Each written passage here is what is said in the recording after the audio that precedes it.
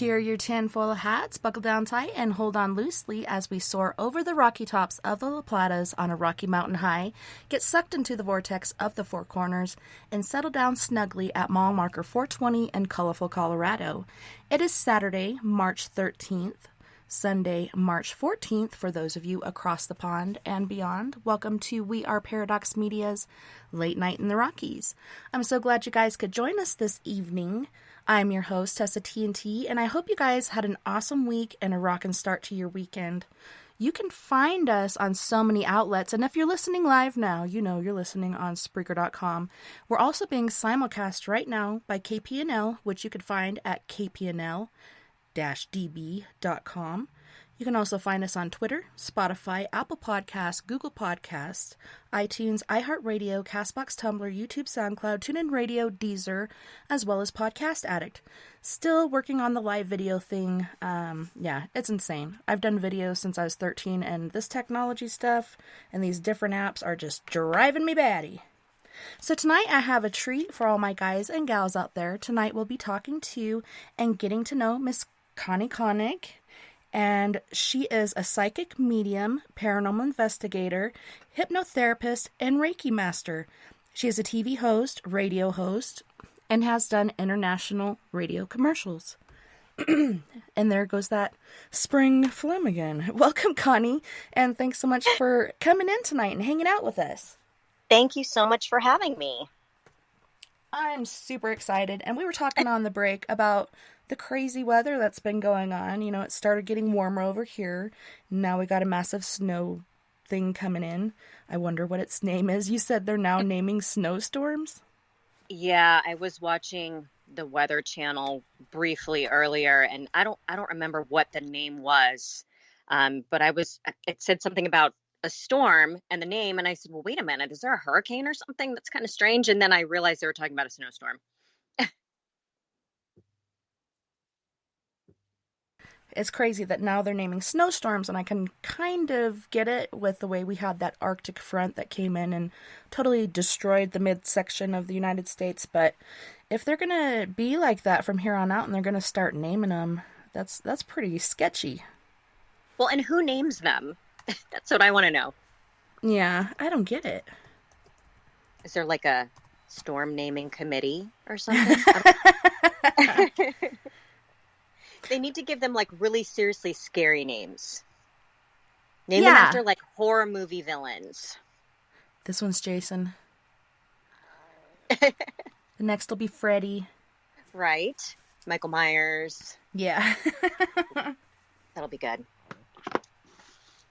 So we got some peeps in the chat room. Hi, peeps. Sleepy said, hello, Cahni. And the rest here on Gilligan's Isle.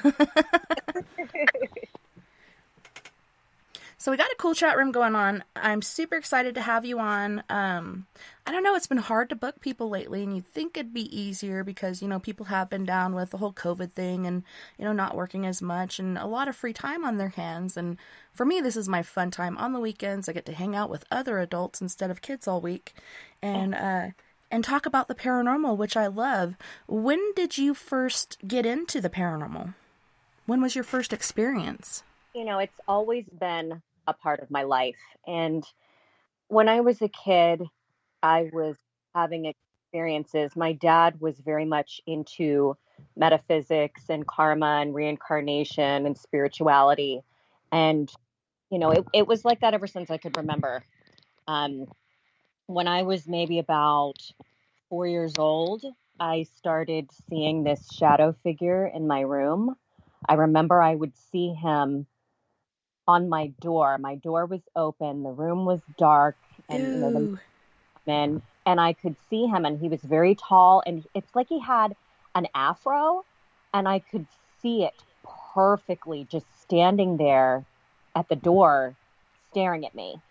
And I remember screaming and screaming and screaming and screaming. My mom would come in, and she would make something up about the reflection from the mirrored closets from her room were bouncing off the wall and reflecting. I mean, it didn't make any sense at all. Of course. The way that, you know, her room was like around the corner from mine, you know, that's definitely not possible. But I remember she would come in, and when she would turn the light off, it would be gone. And there was no way it was my imagination. And then I had this out of body experience. I was maybe about the same age, and I went to bed. And when I woke up, I was in the hallway and I was floating, and I could feel that somebody or something was next to me. And Mm-hmm. I think it was like holding my hand. And I heard a voice in my head say to me, "Don't worry, don't look, you're safe, just close your eyes." And I did. And it was like a peaceful feeling. And Was it a male voice? I believe it was, but it was very gentle. And um, that's the only thing that I remember. I don't remember what happened after that. I remember closing my eyes and just, letting go. I could see auras and things like that when I was little, and I didn't really understand what that was, Mm-hmm. especially because I was seeing them around objects, and so, I got a little bit older, and I would read books, and I would watch scary stuff, scary movies, and I was watching horror films from a very young age. I was obsessed with that type of thing, Yeah. and it's it's crazy. I'd be like 7 years old watching like the scariest things that I could find, and my parents just let me do it.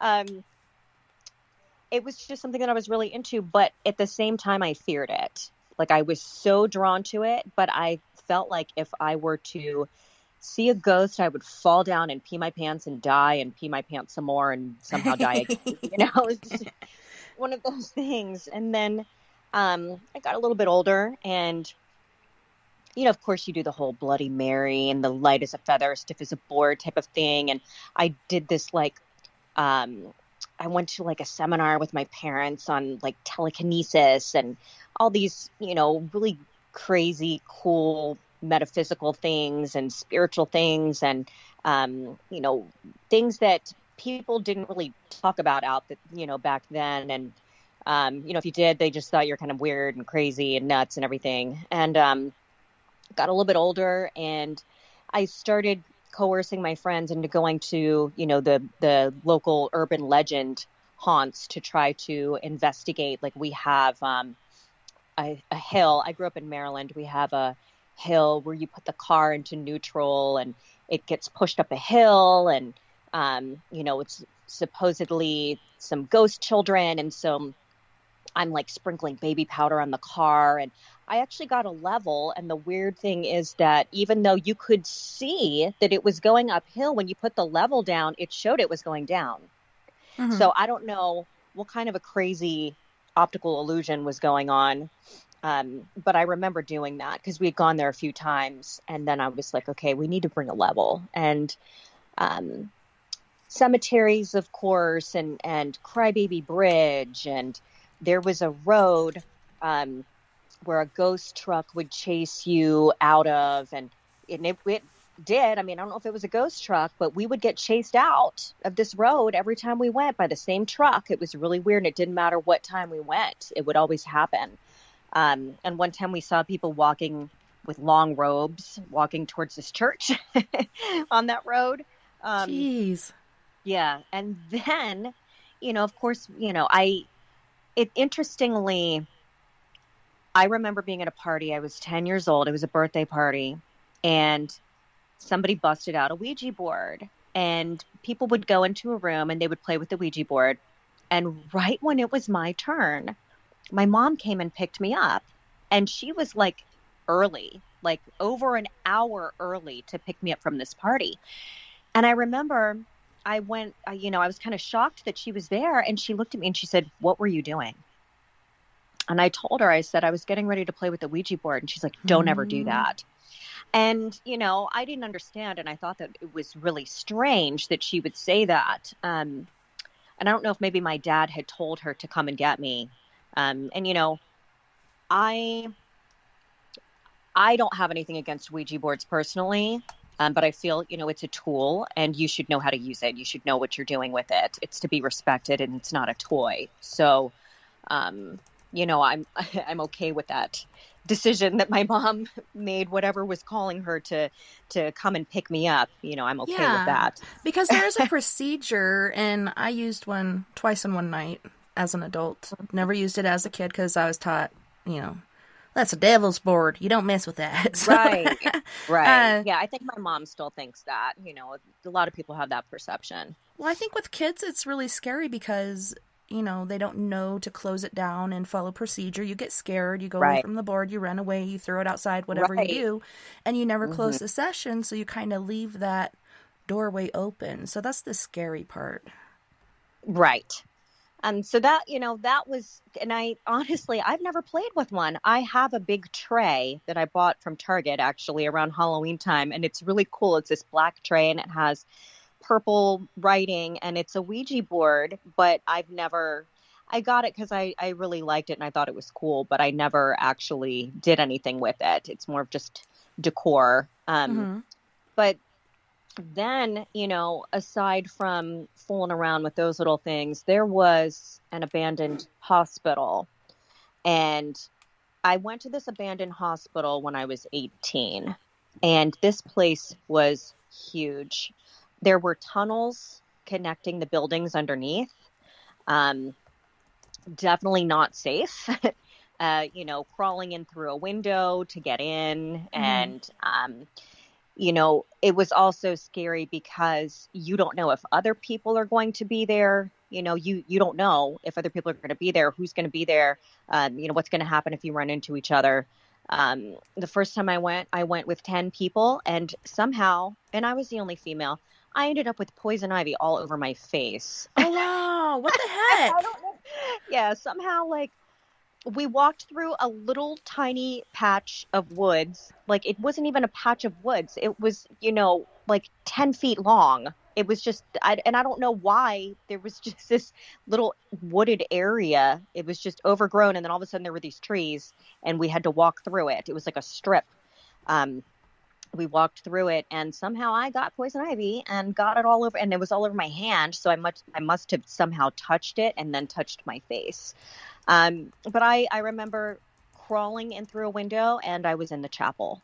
And, it was a very, very intimidating place. It was definitely a huge maze. I experienced a lot of stuff there. And it was one of those places that, you would just never forget. And Mm-hmm. I went there frequently as a teenager. And unfortunately, I think they are tearing it down. It was a privately owned hospital. And it closed down, I believe, in the late 70s, maybe the early 80s.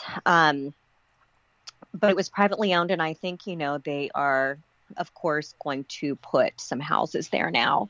Oh, But I man. remember I found a patient file and it was very thick. And I was reading in that file and this poor man had all these ailments, just all this stuff going on. And then at the very end, it's like I don't know if he had like an infection or something. And then it just said patient deceased. Like it was all this stuff. And then it just said deceased. Like it wasn't even, you know, explaining really like what happened. It's kind of like they just went in and he died at a certain time. And I couldn't make sense of, what actually killed him. And the file was, I think, from like the early 60s.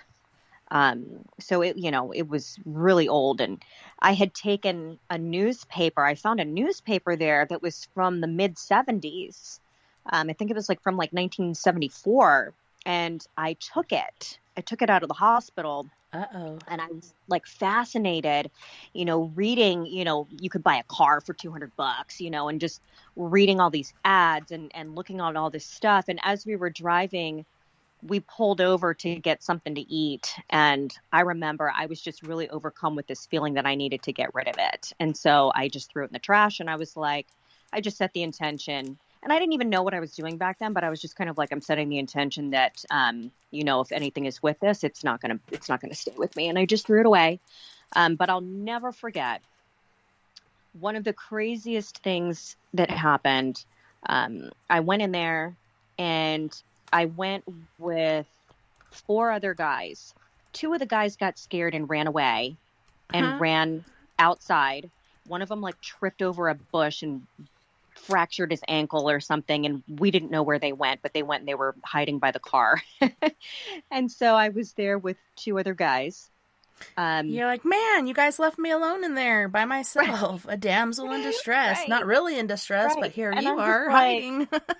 and they were the biggest guys. They were the biggest guys, and they like took off. So one of the guys that was left and I started checking out these rooms, and I believe we were in, we were in like an operating room.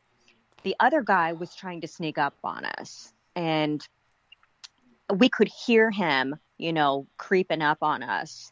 And all this, and we were just waiting because we were thoroughly annoyed and we didn't want him to creep up on us and scare us. And so we're just kind of sitting in this room waiting for him.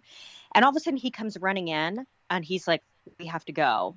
And I said, why? And he said, I was creeping up on you guys and something was creeping up on me. And this was not, I'm like, that's what you get, Yeah. But we would hear, I remember we heard this sound and it was like a motor. And so we were trying to figure out what that was. Like, we're like, okay, well, is there something electric? Like, what's going on? And, we're trying to figure it out. And then we realized, well, we can't be hearing a real motor. There's no electricity in here. So how are we hearing this sound? And we followed it and we got to this boiler room and all of a sudden it stopped and we don't know what it was coming from, but there was this giant cage in the boiler room and it was big enough for a person and there was a chair in it. What the hell? So yeah, I'm like, I don't know what in the hell goes on here, but I don't think that I like this. Yeah, that's scary. So it was really scary. And you could go up on the roof and walk around on the roof.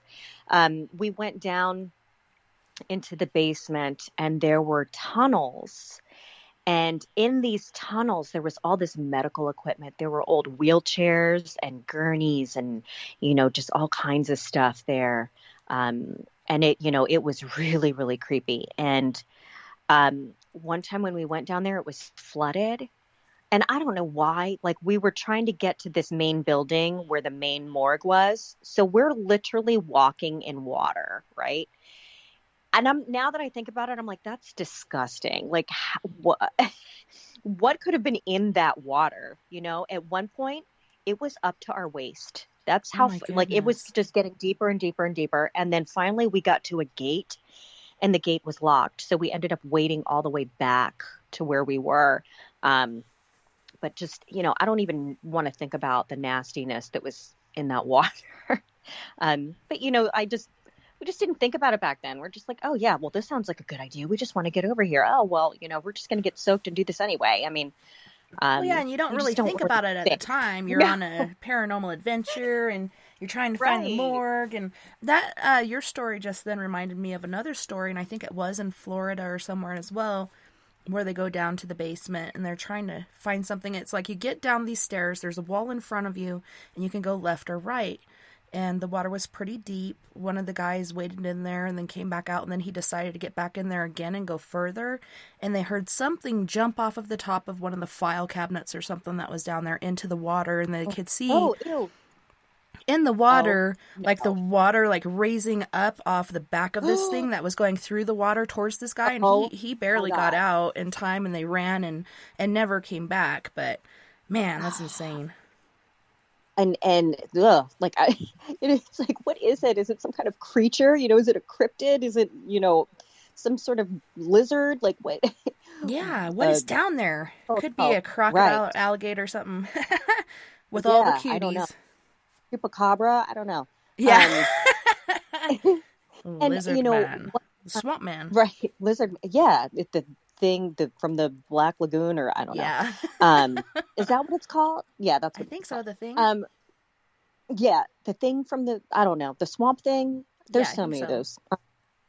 So then another time I went with my boyfriend at the time and another couple, and we would walk down the stairs, and this building was tall that we were in. It was a really tall building.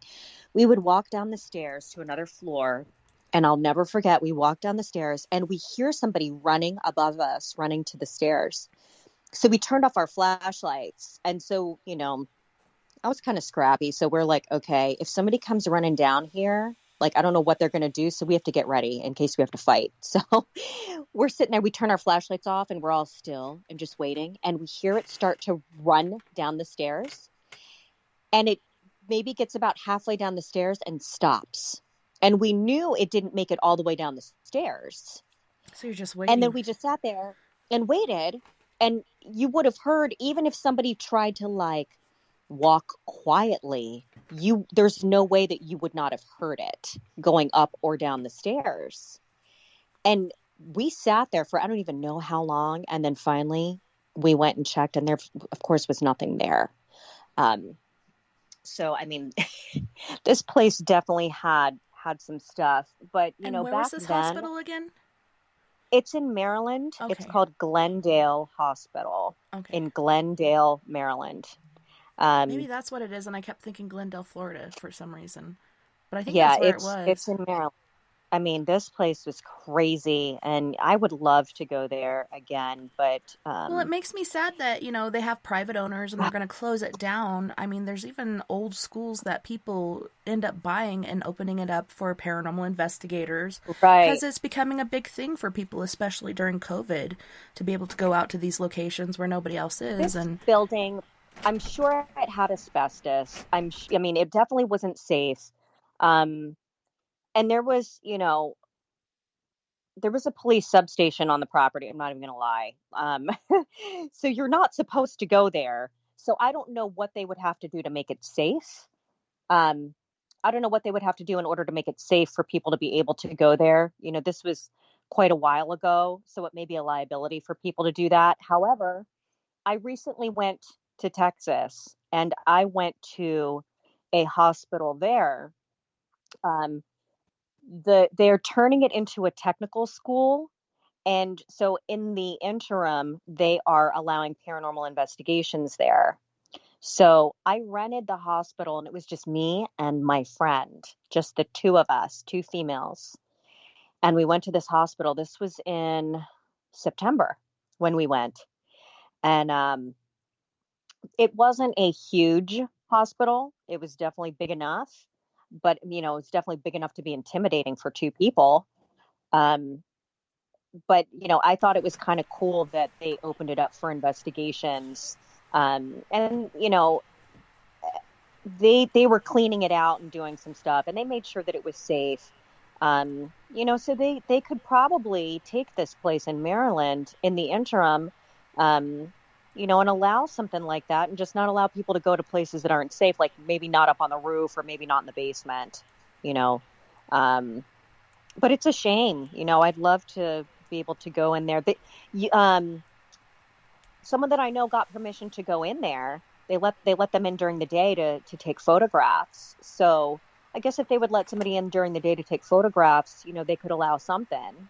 But yeah. I guess they just weren't interested in doing that. And there was a problem with people, going there at night and doing what we were doing.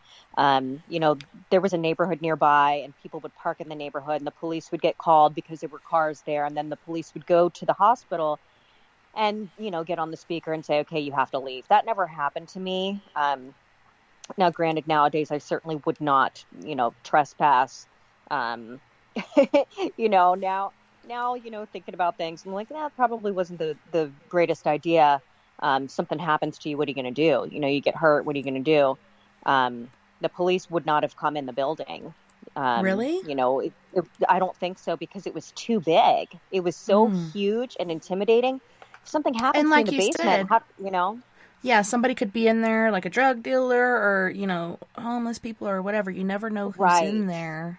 So it is, like you said, a big place, and they could put themselves in harm's way, but serve and protect. If there's somebody in there that's hurt, for me, I feel like they need to go in there and do their job. But, man, that's insane.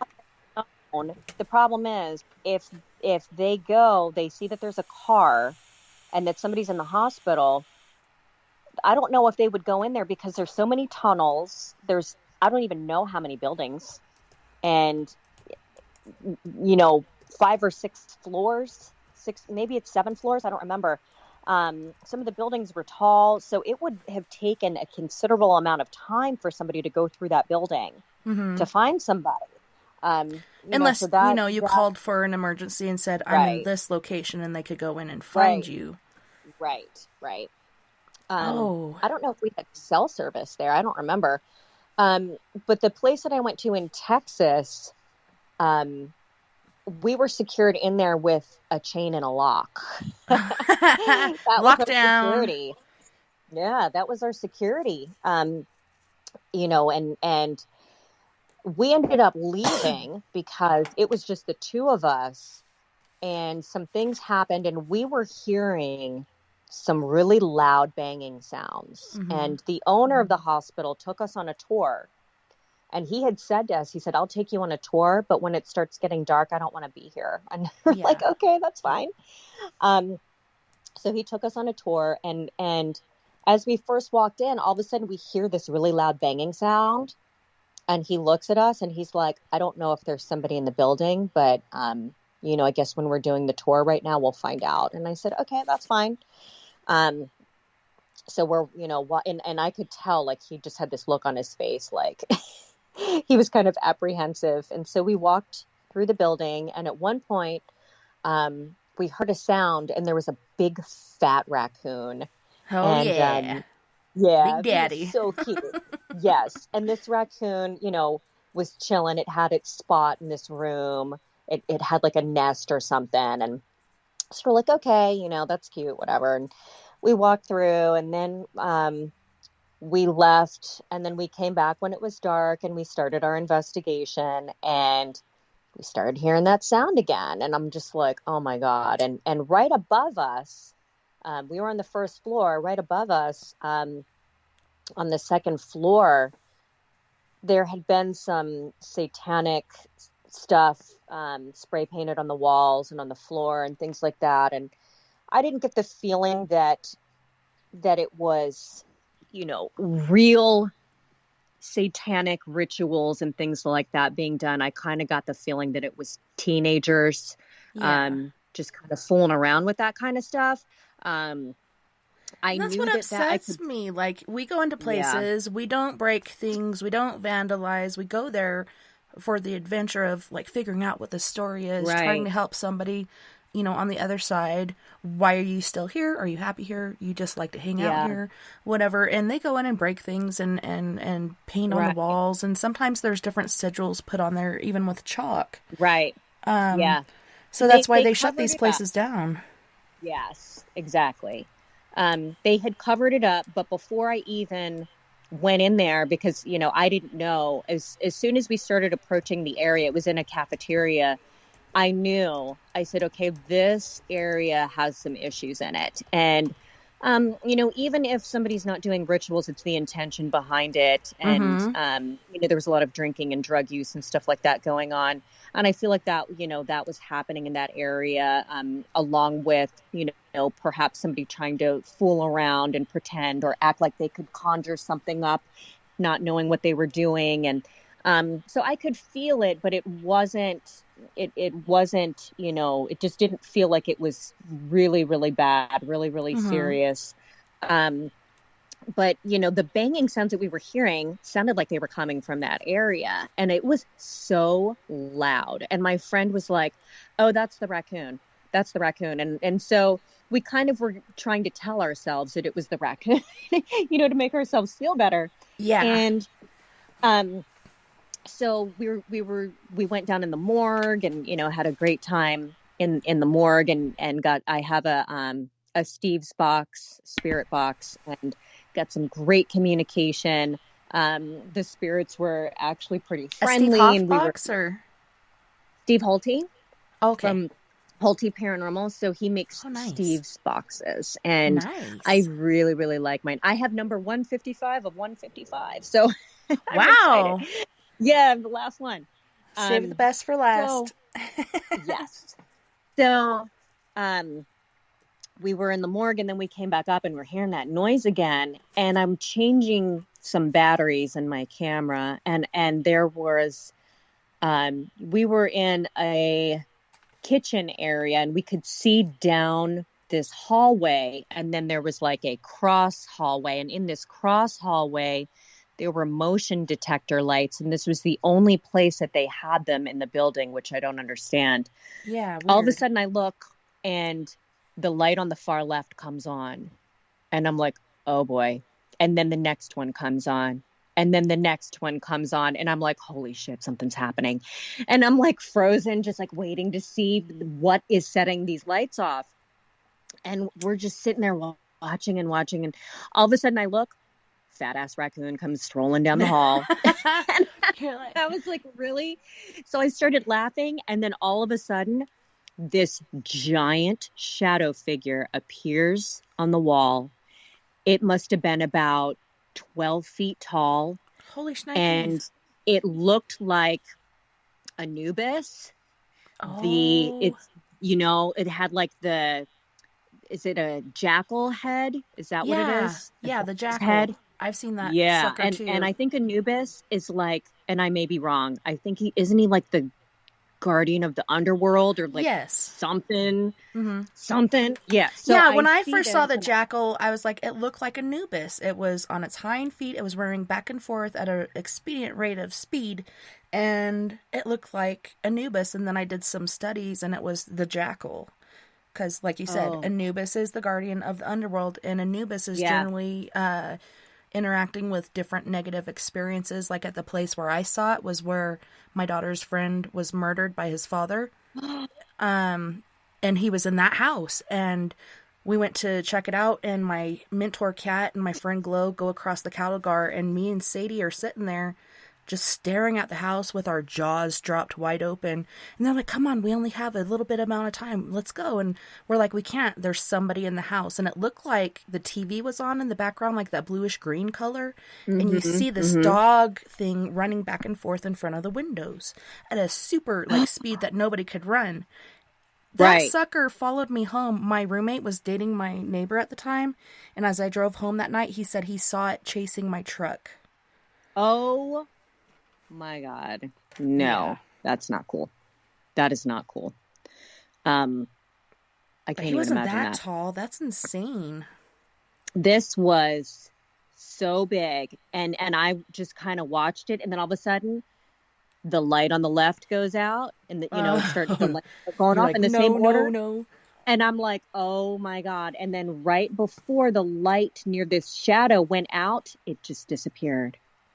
And I was like, I don't even know what to do. I was like, this is crazy. So I walked over there, and I was trying to duplicate the size of the shadow, and I couldn't. Like if I got far enough away, to try to make it big, I wasn't reflecting enough. There wasn't enough shadow to be that tall, so I couldn't duplicate even the height of it with like a human sized. There was just no way. There was just no way. Like it was what it was. And I felt like it wasn't necessarily threatening, but it was kind of like warning and watching. And then I started hearing that banging again. And at that point, I told my friend, I said, listen, we don't know if somebody else is here or not. And it's just us. And we probably just need to get out of here, and maybe we can just come back tomorrow, especially because we didn't really know our way around. There were multiple stairwells, and some of them did not go all the way down. It was kind of confusing, and things were not marked. So we ended up leaving for the night, and then we came back in the morning. And when we came back, we were outside, and this is on an old military base that isn't being used anymore. So there's, not a lot of people over there. There's no reason for people to be there. And as we're driving there, this truck is following us, and it's at a distance, but it keeps following us. And we would stop the car for a little, and it would kind of circle around us at a distance and stop and wait. And it was watching us. So we get out of the car, and we can hear the banging sound again. And it was so loud, we could hear it across the street. And we walk up to the truck, and this guy says, oh, yeah, I'm the caretaker, and They said, oh, well, I rented the place out. The owner knows that we're here. And he says, okay. And he was hearing the banging sound. So next thing I know, he calls the cops. And he said, I don't want you going in there, unless they clear it out, make sure that nobody's there. And I said, that's cool. So the cops come, they go in the building. They heard the banging also. And when they went to the second floor, they said it sounded like it was on the second floor. They get to the second floor. It sounds like it's on the third floor. And then it just stopped. So they came out, they said, there's nobody there. It's fine. You can go in. So I called the owner and I said, well, the caretaker's here. And he says, I don't have a caretaker. And so I go up to the caretaker and I'm like, okay, this guy says he doesn't know you. And he says, what's his name? And I told him, he said, I don't know who that is. And I said, okay, well, who do you work for? So he said, he said somebody else's name. So I'm like, oh, okay, whatever. So he's saying that he works for the guy's brother. Well, the guy's brother ended up coming. And I said, yeah, the caretaker was here. And he said, who? I said, the caretaker. And he said, what? I don't have a caretaker. And I described the guy. I said what his name was. And he said, I don't know anybody that looks like that. Like, I don't know who you're talking about. And this guy had a very distinct look. And he's like, I have no clue who that is. And he said, I don't have a caretaker.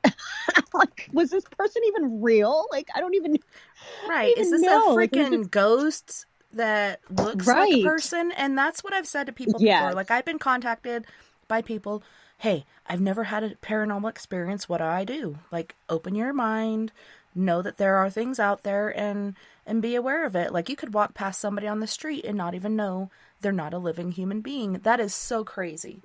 Both people said, we don't have a caretaker. And this guy said he is. So I wonder if there was an old caretaker. Yeah, I know. It's crazy. That's awesome. I had a great time there.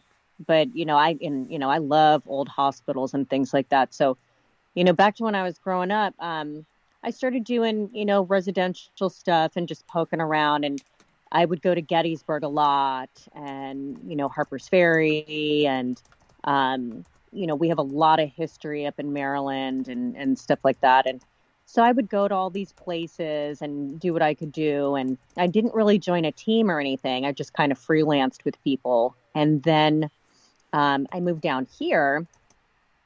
And interestingly, I still had this love-hate relationship with it. I knew that I had abilities. I was afraid of them because I still had this thing, okay, if I'm alone and I see something, I'm going to just freak out and die. It's okay if I'm with people, but if I'm not, then I'm just going to freak out.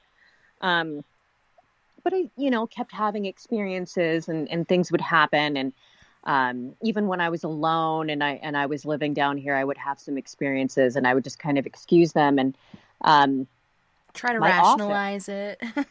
Well, I lived in this one house here and I kept hearing this smoke detector beeping like it needed a new battery. And the room that I was living in was a converted garage. And, it's a pretty soundproof room. And I had no smoke detector in that room. And so I'm like, I don't know what this could be. And I just kind of ignored it. And I'm like, oh, well, one of the smoke detectors has to be changed, whatever.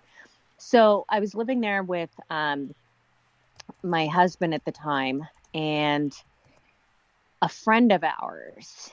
And finally, we all got together and we're like, do you hear that beeping sound? And we realized we don't hear it when we're together. We would hear it individually, but never when we were together.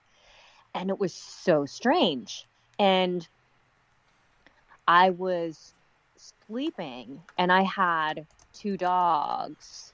So my husband comes in the room, like suddenly one night and gets the dogs and runs back out. And I'm like, what is going on? And I got up and he said, I was half asleep on the couch. And he said, and I heard that sound and I woke up and I saw this white mist going across the room. And he said, he just took off and ran into my room to get the dogs. And I didn't see that there. But I was trying to block it off, but I would not walk on one side of the house, and it was the direction from where he said he saw that. But my office that I rent, because I'm a hypnotherapist, it had a big issue. It had a huge issue. There was a very unstable spirit, mentally unstable spirit there. And he was not happy, and he was taking it out on me, and he was tormenting me. He was like threatening. I mean, I couldn't be in the building by myself. It was so bad. Mm-hmm. And I, hadn't had traumatic experiences with the paranormal, but this was traumatic, like hands down. The first time I saw him, I was in the building by myself, and it used to be a house, and there's no windows in the waiting area. There are only windows in the offices. What and the it's hell? Very dark. Yeah, it's really weird. And I was walking back from the kitchen, and all of a sudden, and it's one of those things where even if you have the light, it's like it's so dark and dense in there that it doesn't matter. It just like sucks up the light, And all of a sudden, I stopped dead in my tracks because there is a spirit right in front of me, and I could see him in my third eye. I could see the fibers in his clothes. I could see how tall he was. I couldn't really get his facial features. I knew how old he was. I could see his shoes. It stopped me dead in my tracks. And then I just kind of went in my office and sat down, and I was like, all right, I'm alone, and this just happened, and I'm okay. And if that's how it's going to be, then I'm all right. I'm okay. I can deal with this. And once I decided that, it's like the floodgates of a dam just opened. And a couple days later, I came into my office. My landlord, his office was next to mine.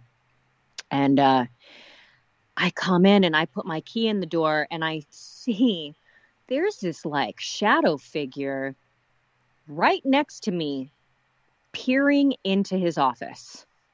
And I'm looking at it, and I'm just staring, and it was kind of brown, and it looked like it had a hat on, like a cowboy hat almost. Like it was just really strange. I'm just staring at it. Yeah. Yeah.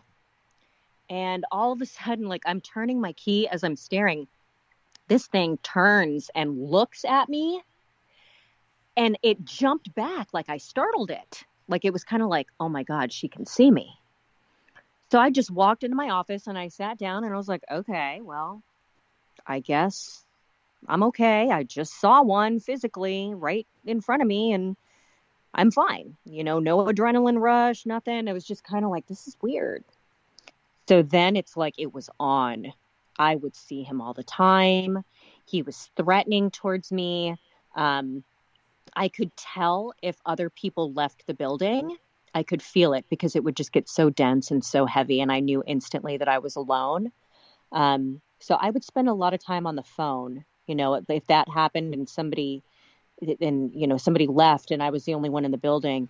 I would just get on the phone until I could leave to try to distract myself. Yeah, you need somebody there, even though they're not really there. They keep you from getting in your head and freaking yourself out.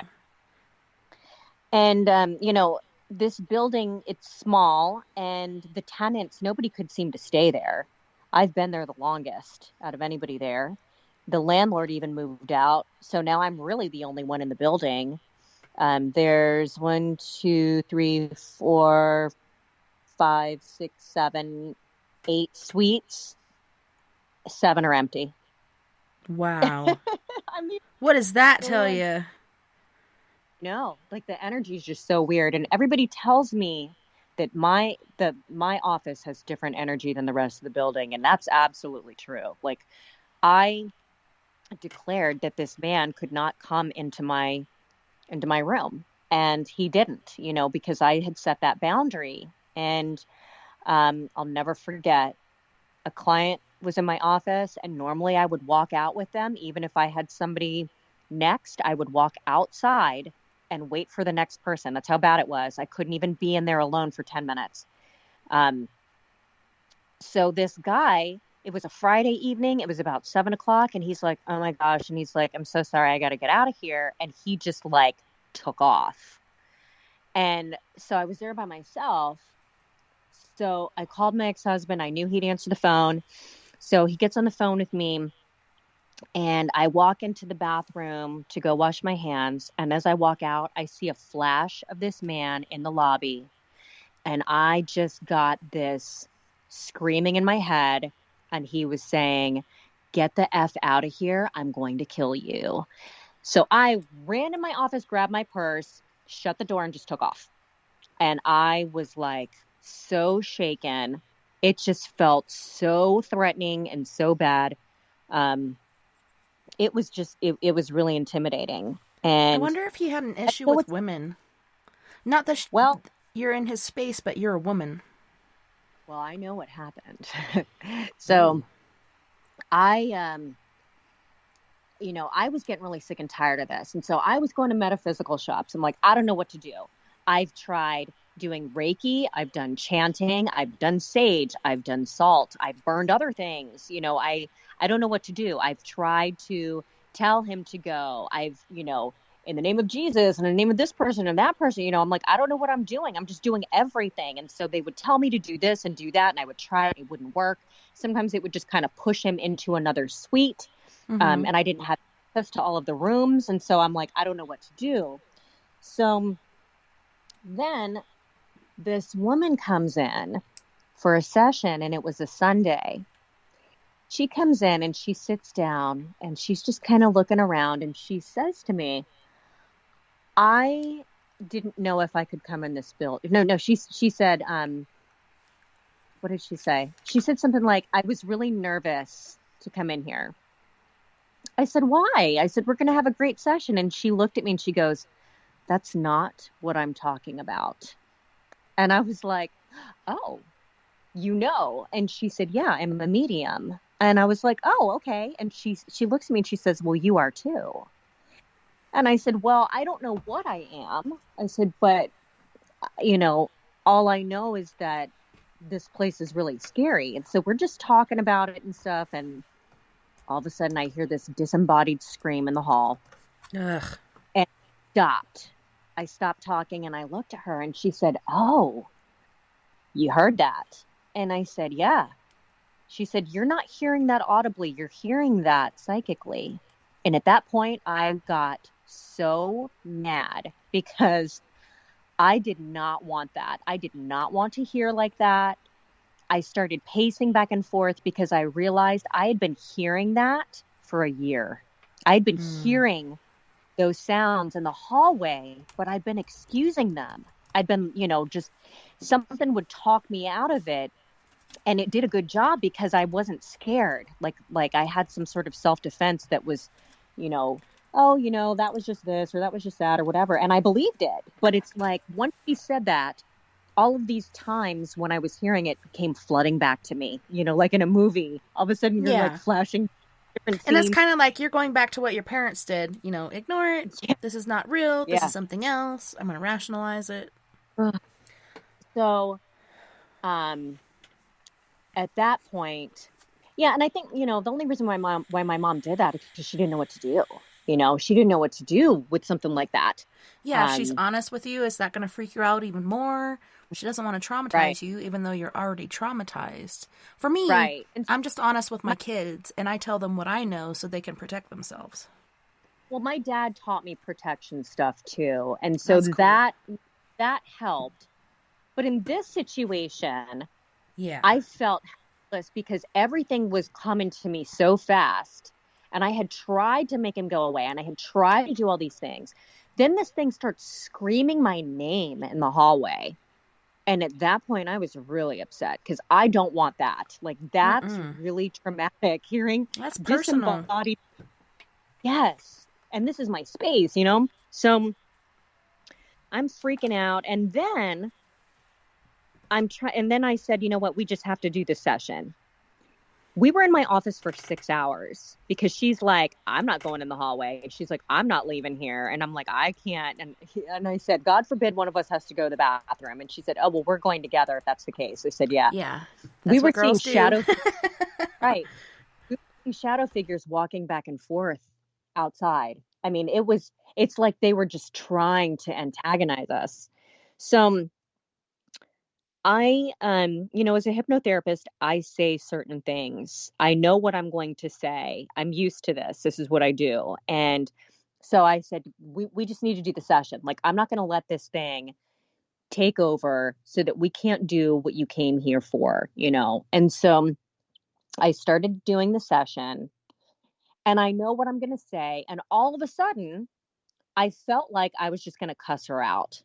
And I could see the words in my head. It's like a teleprompter was coming up and I could see it. And this had happened to me before multiple times. And I thought I was like crazy. Like, why would I do that in the middle of a session with somebody? But this was so strong. I had to fight so hard to not say these things. And as it got closer and closer, it got stronger and stronger. And I won. And I did not say those things. And as soon as that happened, it's like everything went away. Everything stopped. And I didn't say anything to her about it, but I was like, oh my God, like, was I becoming possessed? Is that what's happening? Like, I just don't know what this is. Mm-hmm. So at that point, I had another medium come in and she didn't know anything. And she came in and she sat down. And she told me, she said, okay, you are a medium, but you are a trance medium. Oh. And I told her what happened. I told her and I said, I feel like I'm being possessed. And she said, no. As a trance medium, they're trying to get you to speak for them. They're trying to get you to talk on their behalf. So that's what that is. And so as soon as I realized what it was and that I wasn't becoming possessed, I got control of it. So that does not happen to me anymore. I will allow them to talk and I can choose to speak on their behalf. I don't ever relinquish control, but I don't just allow them to do that anytime they want. Like, I'm not just walking through the grocery store and that happens. I don't allow that. So that, I have a very firm boundary with that. So that really helped. Yeah. But what she said is that this man was incarcerated and he was mentally ill, which I already knew. But my landlord is a forensic psychologist and he writes reports to say whether or not people are fit for trial or if they're criminally insane. So I think he must have said that this man was fit for trial. And that he was not criminally insane when he was. When he was, yeah. So that's ridiculous. He died while he was incarcerated. But the screaming that I was hearing, it's because he hurt a woman. I know he raped a woman. I don't know if he killed her as well. But I know that there was rape involved. So he was trying to emulate that he was capable of doing things like that. So interestingly, when this medium was telling me what was going on, there were a few times where I would be sitting there with my door open, working at my computer, and I would whip around because somebody was watching me. He would watch me from the doorway because I wouldn't allow him to come in, or he would slip into my closet because it was adjacent to the doorway. That way he wasn't coming in my office, but he would sit there and he would watch me. And I knew that, and I could feel Creeper, that. Yeah. But her spirit guides, she said, as soon as she came in up to the building, they said, "Don't worry, we've got this." Thank God. And she took him outside, and I said, "Well, are they like giving him a spiritual beatdown? Like, what are they doing?" And she said, "I don't know." She's like, "I have no clue." So later, she told me that they talked to him and they were like, look, like, you're being stupid. You're dead. And you're choosing to be stuck here in this building in Florida to try to antagonize a man who does not care about you. He doesn't even probably remember you. He doesn't know what he did. And what are you trying to do? Like, you just want to torture him? Like, why are you not off being free? Like, why are you not off enjoying yourself? You're not this human that you once were, but you're choosing to make yourself stuck in his way of thinking. You're not mentally ill. You're not this man. And you don't have to be here, but you're choosing to keep yourself here. And he listened and he left. He left right away. Yeah. And it's like sometimes they get so caught up in their turmoil and their messed up emotional state and whatnot. They kind of get stuck there and they don't know why.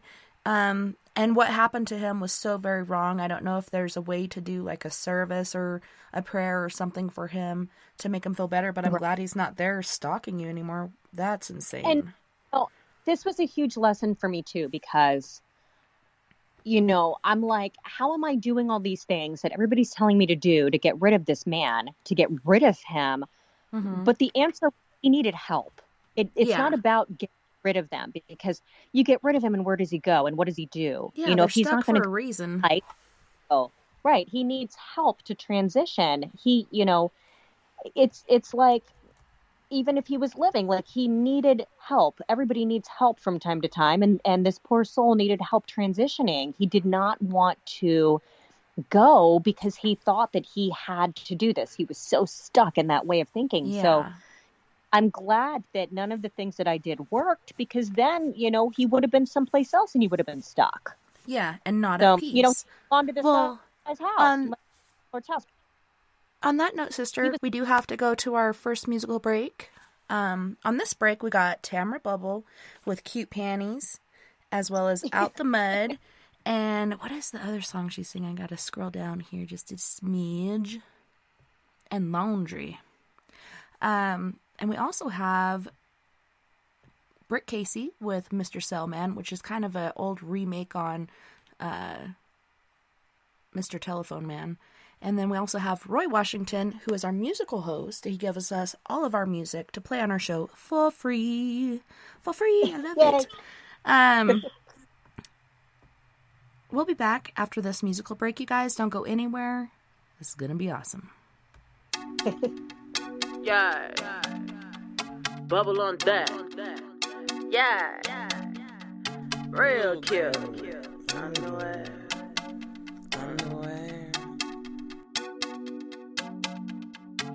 To be honest, I don't really wear many. I don't even really rock panties. Let me be clear, I'm used to getting a few new big pair each year from my granny. Couple sexy ones that might come up, and I done had way too much. Any a drunk text go out. They come and eat the sweet juicy pie down there. I'ma go that route. But now, nigga, wrong song. I only need a couple of bars to turn you on. That's why I started mentioning that lingerie. But pull her to the studio with some long john. This verse about to take a turn for the worse, and all them cute panties gonna be long gone. Cause the hating niggas that I wrote it for, they ain't afraid of wordplay, that's why they wrote this for. So I'ma drive them wild. Thinking one day they might hit all about my boy shorts, G-strings, slutty thongs, even put them edible pennies on the cover so they wonder how that bubble tastes. You can stay mad, be miserable, old, predictable, maybe not even applicable, but yeah, you typical. Check your mans if it ain't you, cause way too many queens rocking shades cause they eyes black and blue. Way too many dudes putting hands on the bra. That make you feel like a man. Miss Hannah, let her wake up better, yeah, you saw. Yo, look, it's way too many dudes only wanna spar. But ain't got no conversation, only wanna gossip when we talk. Why kicks in these grown dudes, I got a broad dating like some broad. Why kicks in these dudes, like these girls fighting on the stop to record. These little niggas online, the worst part, lame hoes got a squad. And all they do is dislike the females doing interviews with that nigga blog.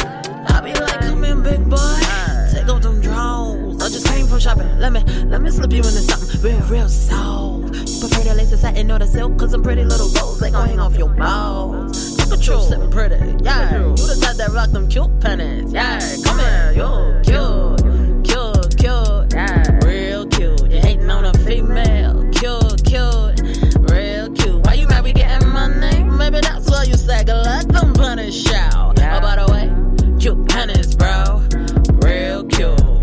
Grown man, big boss, taking shots from a penthouse love. Talking trash, he making big calls. Yep, then again, that's only till his phone got off. Come again, yes, phone got disconnected. But don't worry, he be back online hating in a second. Back at the crib, remember she paid her phone and the rent. Squash a nigga vegetable soft. Now he souped up in my mentions on some vegetable bro. Leave a comment at the comment, you that thirsty, drink vomit. I promise I ain't time to hate me. Be honest, is you mad at me?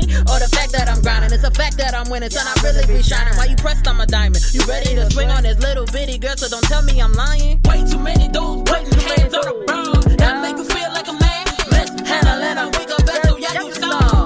Yo, look, it's way too many dudes, only wanna spar. But ain't got no conversation, only wanna gossip when we talk. Why I keep sending these grown dudes out in the broad daylight like some broad? Why I keep sending these dudes letting these girls fighting on the stopper to record? These little niggas online, the worst part, lame hoes got a squad. And all they do is dislike the females doing interviews with that nigga blood. I be like, come in, big boy, take off them drawers. I just came from shopping, let me slip you into something real soft. You prefer the lace, the satin, or the silk? Cause some pretty little rolls, they gon' hang off your balls. Look at you, sitting pretty, yeah. You the type that rock them cute pennies, yeah. Come here, you're cute, yeah. Real cute, you hating on a female, cute, real cute. Why you mad we getting money? Maybe that's why you sag, let them punish out. Oh, by the way, cute pennies, bro, real cute.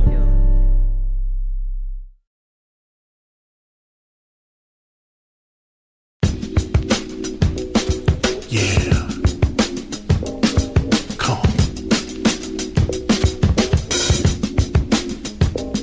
I see you, Roy Washington, man. What's happening, man? Yeah. Come on. Yeah.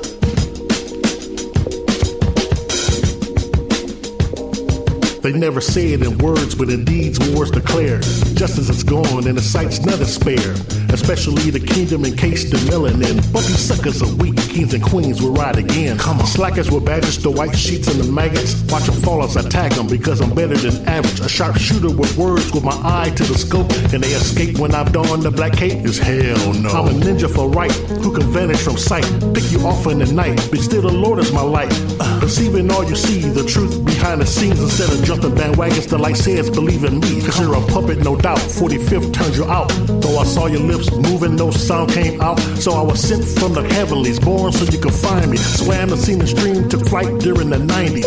Landed in grace, wrote a verse of hip-hop. Got with Jay and found the taste was smooth as butterscotch. We had hood love and money. Problems, they be on me, but we stayed in the flow. And had juice like Manolo. They can try to oppress, you can try to impress. I'm just after success, none less. You can look in my eyes, you can feel in my vibes. Came down inside and it's so man, no. Got God on my side, I ain't worried about none. If it ain't about money, then it ain't about none. Laughing at my enemies, I know they see me coming. If it ain't subliminal, they can't even see me. Politics abolish it, I'm here to raise the consciousness. For every face and race up in this nation trapped in poverty. Diamond in the rough, need to cut, shape it and polish it. Bad thoughts cripple life, we can just be an optimist. We can be an optimist, reconstruct apocalypse. Broke people always hating, mix me with that gossiping. Rose up in the concrete, rain and sun, I'm blossoming. My people need to be like kind of Velcro, then we conquer it. They can try to oppress, you can try to impress. I'm just after success, none less.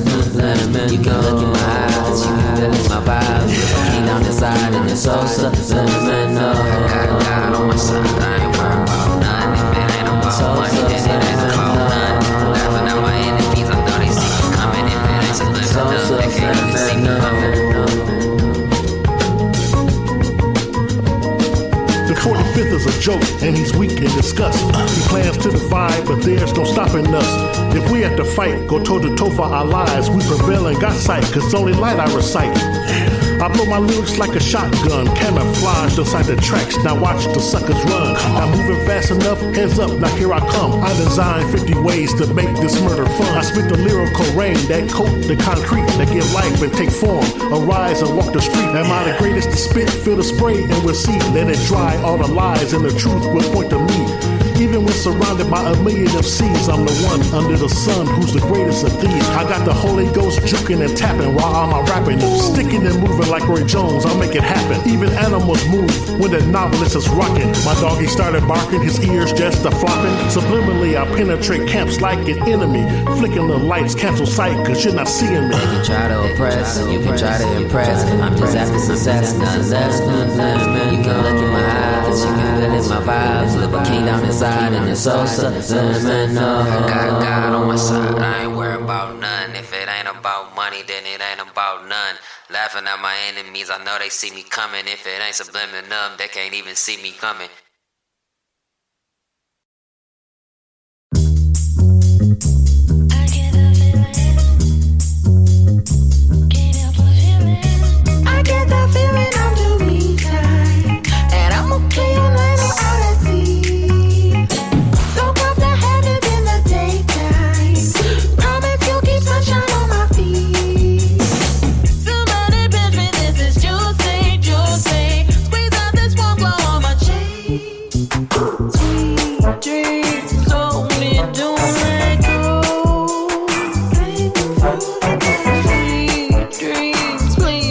gon' tell me right. Take me by surprise. It's gon' be different now. That's what they say. It's gon' be different how when it's steady pouring rain. We stepping out the mud. Yeah, we on our way. We stepping out the mud. We gon' be okay. Ain't got to live in dirt. I walk through, walk through. Ain't got to deal with what I won't do, won't do. We stepping out the mud. Yeah, we on our way. Run your way up out the mud. We gon' be okay. Ain't gon' do me dirty. You gon' do me right, right. Give me all the sunshine I need in my life, life. Ain't gon' do me dirty. You gon' do me right, right. Give me all the sunshine I need in my life. I get the feeling under moonlight. Put a little two-step to my beat. I should be dancing 'cause it feels right. Shake it, shake it, shake it with the breeze. Now once again, will give me two dice, two dice. I feel so lucky, can't you see? Sweet dreams hold me to let go. Sing through the night. Sweet dreams, please don't tell me right. Take me by surprise. It's gon' be different now. That's what they say. It's gon' be different how when it's steady pouring rain. We stepping out the mud. Yeah, we on our way. We stepping out the mud. We gon' be okay. Ain't got to live in dirt. I walk through, walk through. Ain't got to deal with what I won't do, won't do. We stepping out the mud. Yeah, we on our way. Run your way up out the mud. We gon' be okay. Ain't gon' do me dirty. You gon' do me right, right. Give me all the sunshine I need in my life, life. Ain't gon' do me dirty. You gon' do me right, right. Give me all the sunshine I need in my life.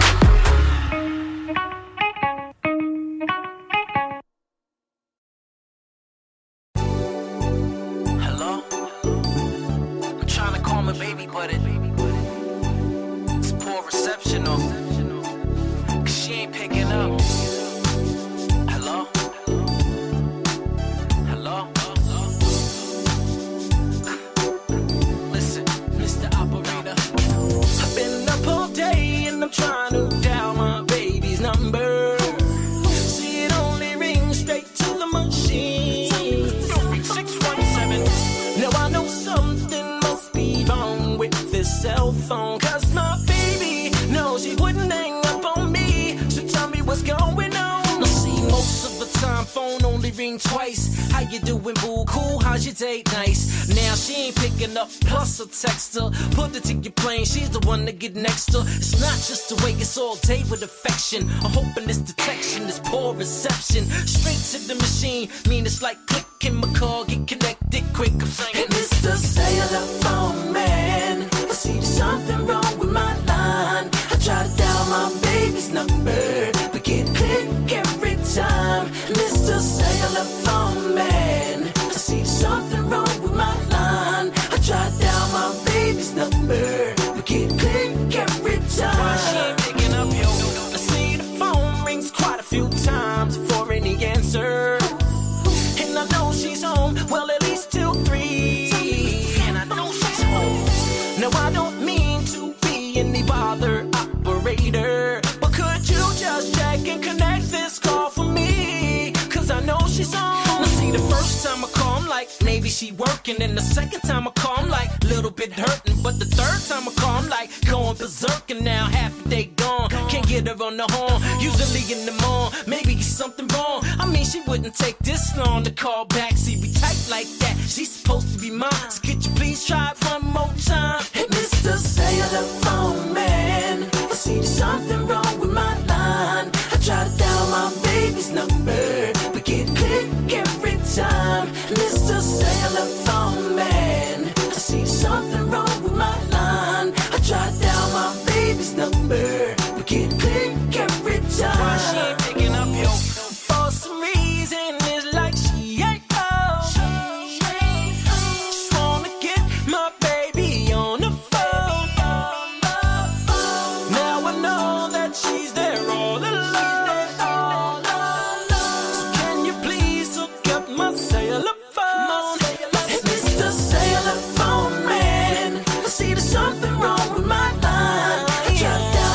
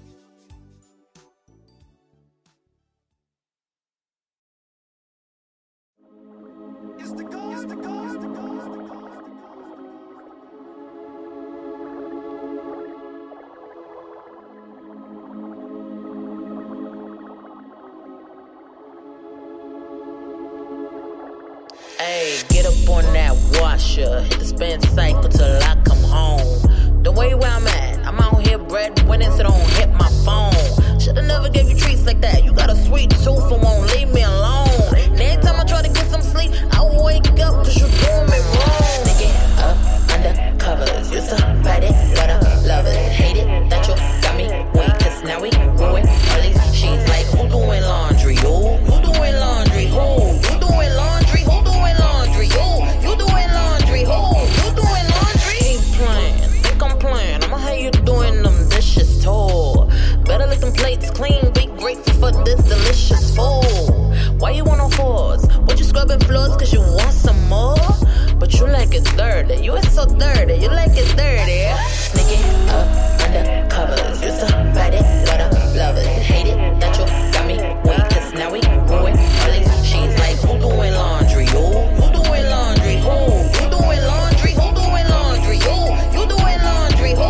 You doing laundry? Sneaking up under covers, used to fight it, but I love it. Hate it that you got me weak, cause now we ruin all these sheets. Like who doing laundry? You doing laundry? Who? You doing laundry? Who doing laundry? You doing laundry? Who? You doing laundry? First of all, I was sleeping, and second of all, why you creeping? Third of all up on me, rubbing like conditioner that you be trying to leave in. Relax, love, keep breathing, and I would say keep cleaning, but you like it dirty, you is so dirty, you like it dirty. Sneaking up under covers, used to fight it, but I love it. Hate it that you got me weak, cause now we ruin all these sheets. Like who doing laundry? You doing laundry? Who? You doing laundry? Who doing laundry? You doing laundry? Who? You doing laundry? Get up on that washer, hit the spin cycle till I come home. The way where I'm at, I'm out here breadwinning, so don't hit my phone. Should've never gave you treats like that. You got a sweet tooth and won't leave me alone. And every time I try to get some sleep, I wake up cause you doing me wrong. Sneaking up under covers, used to fight it, but I love it. Hate it that you got me weak, cause now we ruin all these sheets. Like who doing laundry? Who doing laundry? Who? You doing laundry? Who doing laundry? You doing laundry? Who? You doing laundry? Sneaking up under covers, used to fight it, but I love it. Hate it that you got me weak, cause now we ruin all these sheets. Like who doing laundry? Who doing laundry? Who? You doing laundry? Who doing laundry? You doing laundry? Who? You doing laundry? Sneaking up under covers, yeah. You like it dirty, you are so dirty, you like it dirty, yeah? Under covers, yeah. You like it dirty, you are so dirty, you like it dirty, yeah?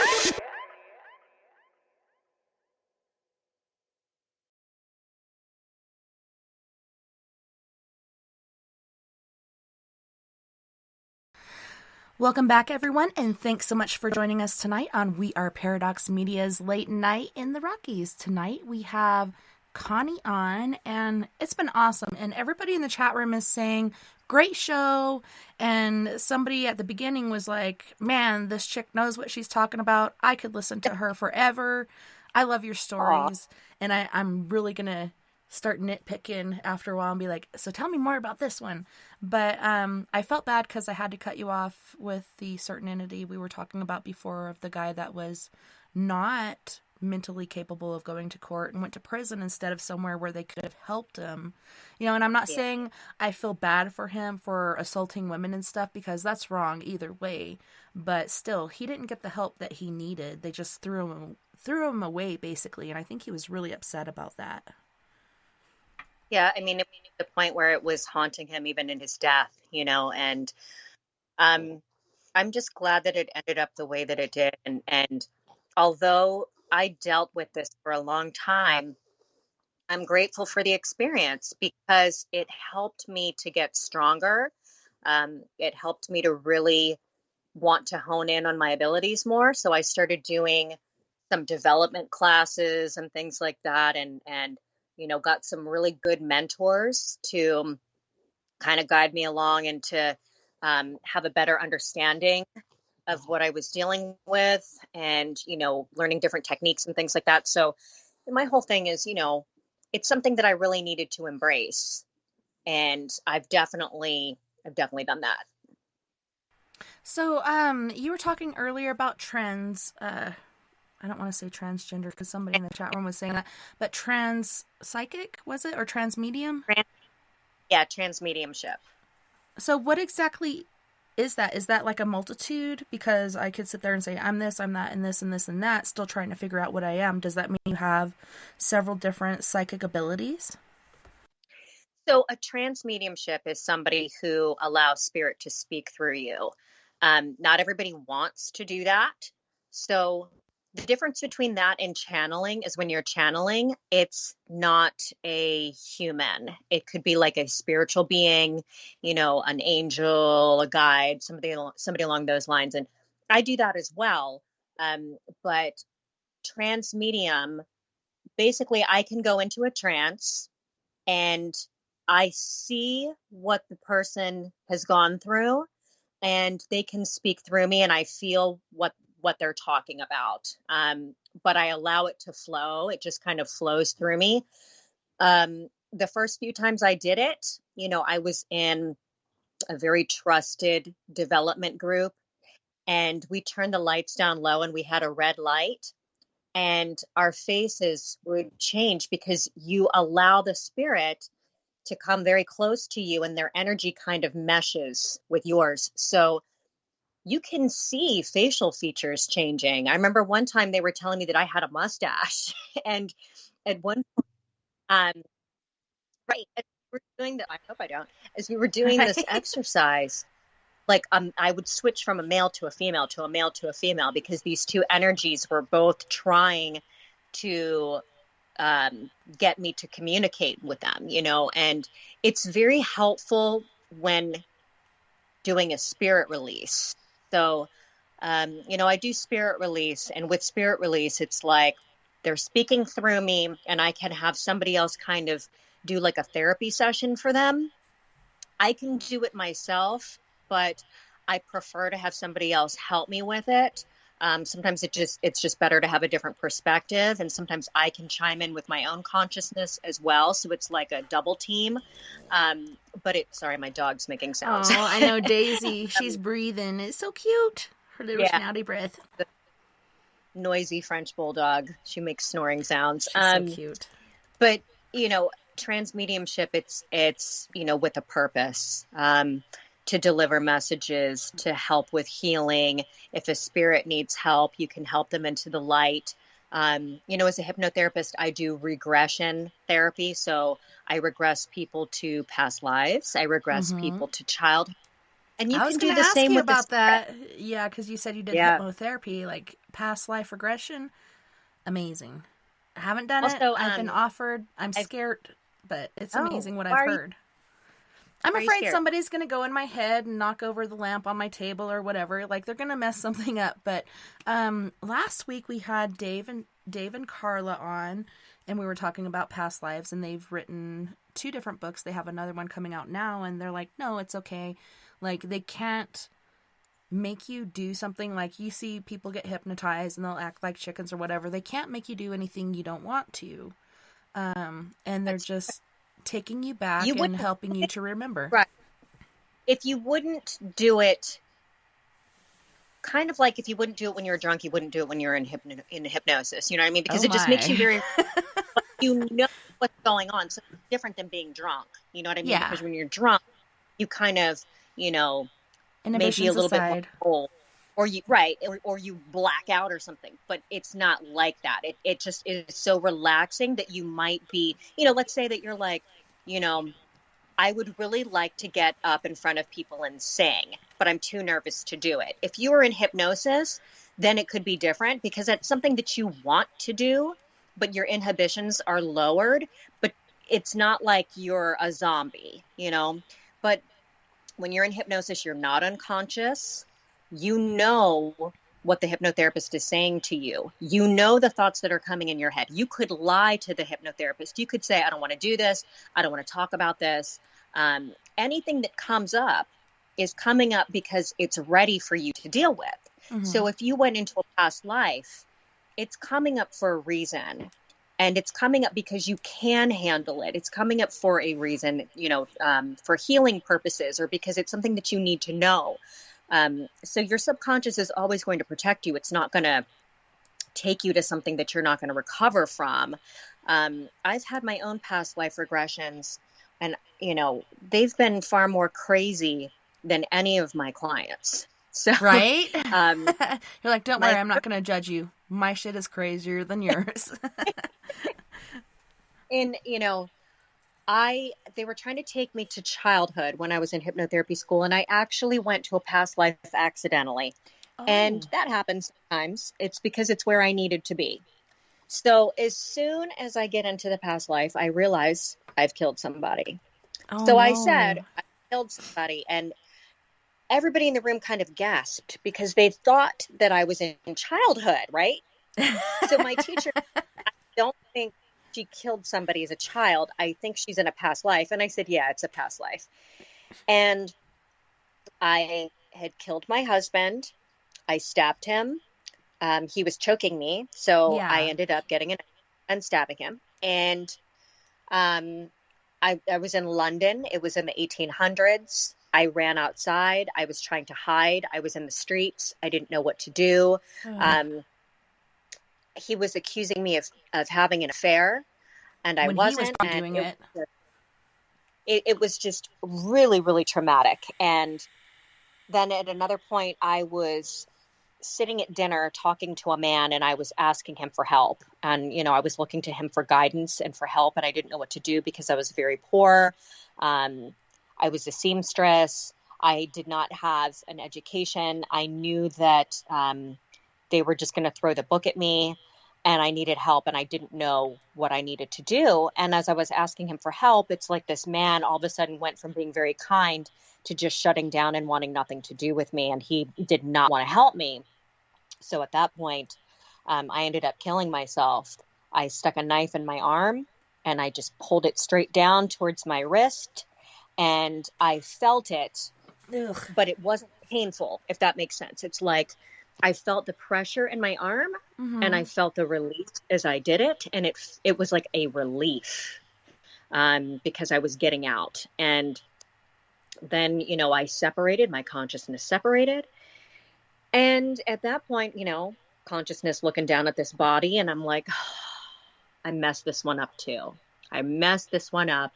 And I wasted this poor man's life because he was right. I was having an affair. And as it's coming out of my mouth, I'm like, what? I couldn't believe it because I didn't know. I didn't know. And everybody in the room was like, what? But there were a lot of similarities to how I felt in that past life to things that I had gone through in this life. And while, I didn't have an affair and I didn't kill my ex-husband, what's very interesting is as soon as I was in that past life, I knew that man that I killed was my ex-husband in this life. And I called him and I said, you'll never believe what just happened. Wow. I had this regression. So it was actually, you married the guy again? Him. Yeah. Oh my gosh. And he said to me, why did you kill me? I said, how do you know it was you? And he said, come on, we both know, because he and I had such a huge pull to one another. Unfortunately, he passed away 4.5 months ago.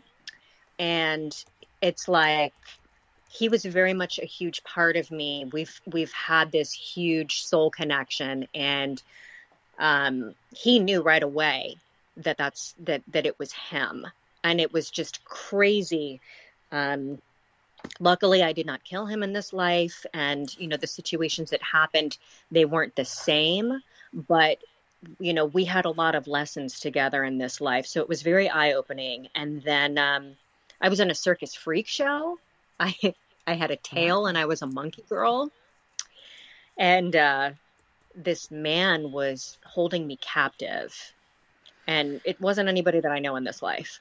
He was holding me captive. He kept me in a cage. He would abuse me. Like, he was very disgusting. And as I got older, he stopped putting me in the cage because it's kind of like he broke me, and I would just, follow along with whatever he wanted. And one night I went into his tent and I decided to kill him, and I'm standing over him with a knife. So here I am again with a knife. And I realized, like, if I kill him, that's not going to solve anything. And I have nowhere to go. I have nothing, I have no money. I have nobody to turn to. And so at that point, I decided to kill myself. So I didn't go with a knife this time. I went into a medicine tent and I found all these thick glass bottles, and I can still see them, thick brown and green glass. Yeah. I couldn't read, so I didn't know what was poison and what wasn't. Everything. So I'm smelling stuff and drinking it. And what was really interesting is that I had laryngitis. And this happened in hypnotherapy school, this session, and I could barely speak, but I still wanted to do the session. And as I drank the poison, my throat started closing up even more. And so my instructor, she talked me through it and basically, had some healing on my throat and allowed my throat to open up. So my throat opened up. And at that point, I started speaking normally, and I was saying some things that were like super important. And as soon as I was done saying those things, I went back to laryngitis.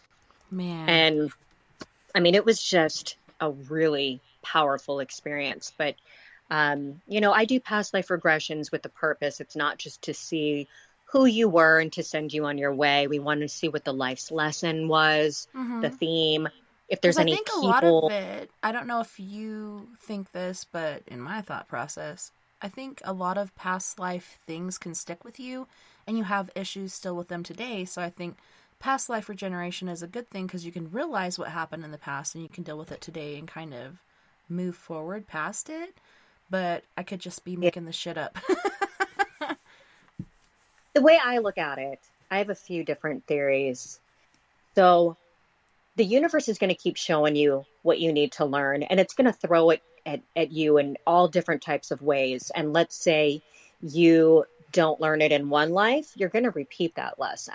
It's going to come at you. It could be different. You could have karma with a person. So, like with my ex-husband, we are so karmically drawn to one another.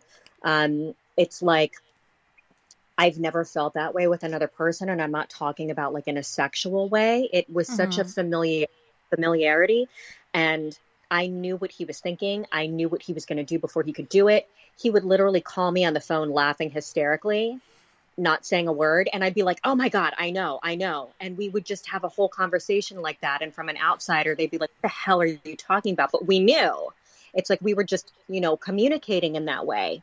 But I truly believe that we're here to learn. But what's very interesting is something that I've thought about, I may be Connie right now, but my higher being is not Connie.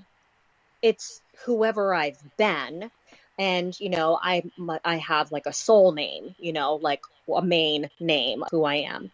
But what's interesting is I believe that these past lives come up. They come up for a reason because they need healing.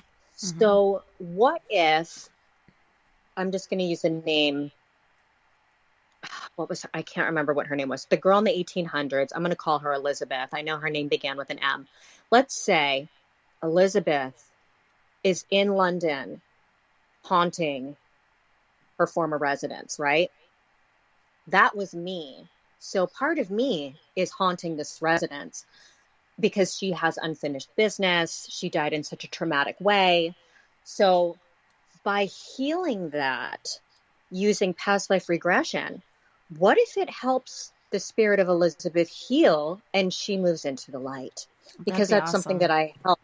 That's something that I help with, So not only does it help you, it helps your soul, but it helps that part of your soul return. You know what I mean? And so that's what I believe happens. And so I wonder if when you're dealing with a haunting and you go as a paranormal investigator and, with the things that I do, like with the spirit release, by doing that and helping that spirit go into the light, I wonder if it helps, if that spirit has been reincarnated, it helps the new person. It helps them find some healing. You know what I mean? I think it does. So I think it does. I truly believe that. And it's just, a really interesting thing to think about. But that's why I'm like, when I hear people or see people and they're saying, oh, this person has a ghost in their house and they need to banish it. And this, what if you're banishing her? Like, what are you trying to do? Where's she going to go? Like, the Yeah. answer is helping. You can transform something, even, things that are bad, you always got to try to help. That's something that I really believe in. But I've also helped people who have been abducted by aliens. Yeah, And I think somebody mentioned that when you were talking about your transmediumship. They're like, and aliens too. So there you go. Happen. I have not had an extraterrestrial speak through me. I have not had an alien abduction experience, at least not one that I remember. I have helped people with that. A lot of times the people that come to me, they know that something has happened. I've had quite a few of them that are like, this has been going on throughout my life and I would just like more information about it. I'd like to go back to the very first time and just see what that was like. Or, I would like to kind of go through a timeline a little bit. Like I kind of realized that this was happening. And the people that come to me, they're generally not frightened by it. They're more curious. And it's kind of like, they're like, I just want to have more of an understanding. I did have one woman and she said, I had an experience when I was a child and I don't know if it was a dream, but I was taken on this spacecraft and I was given the option of returning back or going with them because they said that, I had a very important job to do, but it was my choice whether or not I wanted to do that in this life. And she was a young child and she said that although she felt safe and she said that these beings, I don't know what they were. They weren't, gray aliens or anything like that. They were just some form of other being. She said it was more of like an energy that had taken form, but she was on a spacecraft. And I wonder if it was maybe something from, an alternate dimension or something like that. But they gave her the option. And, being a very young child, she was like, I just wanted to go back home and be with my family. And she said, but I felt that what they were saying was very important. And she said that, they had told her, they said, it's okay if you don't want to come right now. And so she feels that they're not going to come for her in this life again. But that was a really interesting extraterrestrial ET type regression. And oh my gosh, I've had people who have been able to find who they were from a past life. I try to help people get names and dates and places. And I had one client, he found a picture of who he was. He actually found a picture. He's like, dude, this is me. Is this me? It was shocking. I was like, oh my gosh, it was so cool. But, even with birthmarks, I know somebody that their son has a birthmark right here. And I've never said anything, but from the moment I saw it, I was like, he committed suicide himself. Yeah. Yeah. And that's what I've wondered too. Cause like me and all my kids have had a birthmark, like a diamond shaped birthmark on the back of our heads. And then all of my kids have had what they call stork bites. So my first daughter, on her eyes, she had stork bites. And we're like, what the hell is that? And they said it's just where pressure has been while they're in the womb. But every one of them has had a very intricate, different detail. So the second child had a rooster, and perfect freaking rooster on her forehead. The next one had a dragon, which is like a Chinese dragon. And then the last one was just like a check mark. Check. And then my husband tries to say, oh, well, that's just me approving this one, and it's a V. And I'm like, no, it's not. It's a check. Quit being egotistical. It's not about you. But it makes me wonder, like, did we all die the same way? Like, were we shot in the back of the head and it came out over here or whatever? But it's pretty intriguing, the different designs and the different, Chinese zodiac and so many things that go along with it. But for me, I've always thought of it as where your wound was when you died the last time. Right. And, I've had people who had chronic pain. I had one woman, she had chronic pain on the left side of her body. She didn't have an injury. She didn't know what it was from. She's had it, ever since she could remember. And we did a past life regression, and she was dragged by a horse on her left side. She fell off and she was dragged, and she got like a terrible infection, and ended up dying from it. And, it was just interesting because the physical karma can certainly transfer through. And, I don't know why that happens sometimes and other times it doesn't. There's I don't have an answer for that. But, I try to help people with the physical karma, emotional karma. And it can help people, if you have a tumultuous relationship with a family member or somebody in this life, sometimes you can see that you had the same dynamic in the last life, but it can provide insight. That was, I had somebody and she had a terrible relationship with her mother, and she went into a past life and she was actually her slave master. And so it was like a huge awakening for her, and she realized, what had happened. And sometimes people come through and they just don't know why they have an aversion to somebody in their family, or it's fight like all the time. Why? Yeah, or a mother is very resentful towards her daughter and jealous, but only one daughter and not the others. And as it turns out in a past life, the daughter stole her husband, or what I mean. It's just really eye-opening. And people not only need that understanding, but they need the healing that comes with it. So I believe that if you have a very strong karmic tie with somebody, if you have unfinished business, you're going to keep repeating stuff with them. And while we, I believe that we travel in our same pods, like one of your children could have been one of your parents in a past life, you could have known them in other ways. I believe it can skip, but for the most part, we tend to hang around the same people. I have people in my life, I have friends who, as soon as I have met them, it's like we were thick as thieves. It's like we've known each other forever. And a few of them had past lives with. Yeah. And it's just really interesting, how it's like you just see somebody and you zero in and it's like, you want to do karate in the garage? Yep. And that's yep. Just... Yep. Yeah. Are we best friends? Yeah. But it's funny, like there are circles, and it's like you meet someone and you're like, I know this person. I don't know how I know this person, but I know this person. And it's funny how we do like go through circles with everybody. I don't remember any of my past life stuff, but my youngest daughter has told me about hers at the age of 1.5 years old, tying off her leg. She's got to tie it off or she's going to bleed out. I'm like, what kind of 1.5-year-old has this terminology? I have to tie it off or I'm going to bleed out.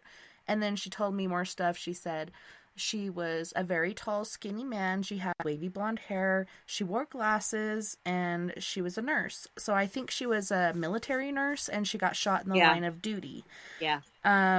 She doesn't remember it now. At the age of 5, she's almost 6. But she's heard me talk about it, and she's like, I don't remember saying that, or I don't remember that. And it's like, it's okay. Like, you did, but now you don't. I don't know. I get the chills really right now thinking about it. Yeah, I've heard of that happening a lot. There was a show called Ghost Inside of My Child. I don't know if you've ever seen it. I can't remember what channel it was on, but when I first saw it like, looking through the guide on the TV, I was like, Ghost Inside of My Child. I'm like, is this about possessed children? Because I don't know if I want to see that. And then I realized what it was, but these families were talking about their young children that were so adamant, from a very young age. This one boy was drawing plane crashes and all this stuff. And she's, questioning him and he's saying what type of plane it is and all this stuff. And as it turned out, he had been shot down by the Japanese. And so interestingly, somebody over in Japan, I guess in their government, heard about his story. He was saying who he was and all this stuff. They flew him out to Japan, took him out on a boat, and he pointed in the water and said, that's where my plane went down. And I remember him breaking down like hardcore, like when they were bringing the plane up or whatever. Yeah. Like he was crying so hard. And then after that, back to normal. Like life was normal again after they did the prayer and the service for him. But he remembered all of that. Could you imagine? Ooh. There were people that, lost their lives during 9/11. There was one there was this one, and I don't know if it was on the show or not, or if I had heard somebody speaking about it, but a child was born, I think it was in India, and he had a deformity on his ear, and he said that he had been shot. And interestingly, like, he knew where he had lived, and it was in like a neighboring village. So they brought And his wife was there? Yes, and he recognized everybody. I mean, it's crazy. It's so interesting how sometimes you come into this life and you have that information. One of my dad's friends, his son was speaking German when he was an infant. Holy shnikes. Yeah. But it's interesting how some of those things carry over into this life. You know, it's like these like little residual smatterings. And then as they get a little bit older, it just starts to fall away because, you know, we really can't walk around with all of that information in our conscious thinking. Because what if you see somebody on the street and they're like, oh, yeah, you killed me. And then, you know. Let's go. You know, can you come to the police station with me real quick? I need to file a report. Right. Yeah, exactly. So it's, you know, it's so interesting how, and, you know, for a child, the subconscious is wide open. So maybe that's why it's easily accessible from a young age. And these things are still very much fresh. And they it say could that be, you know, maybe they were just. Go ahead. I was just going to say, maybe it's, you know, they were reincarnated a little bit earlier than they should have been, you know? Yeah, because some people wait quite a while before they do, and some people go right back in. They're like, yep, send me in, coach. But yeah, it's interesting. Yeah, totally. Happens.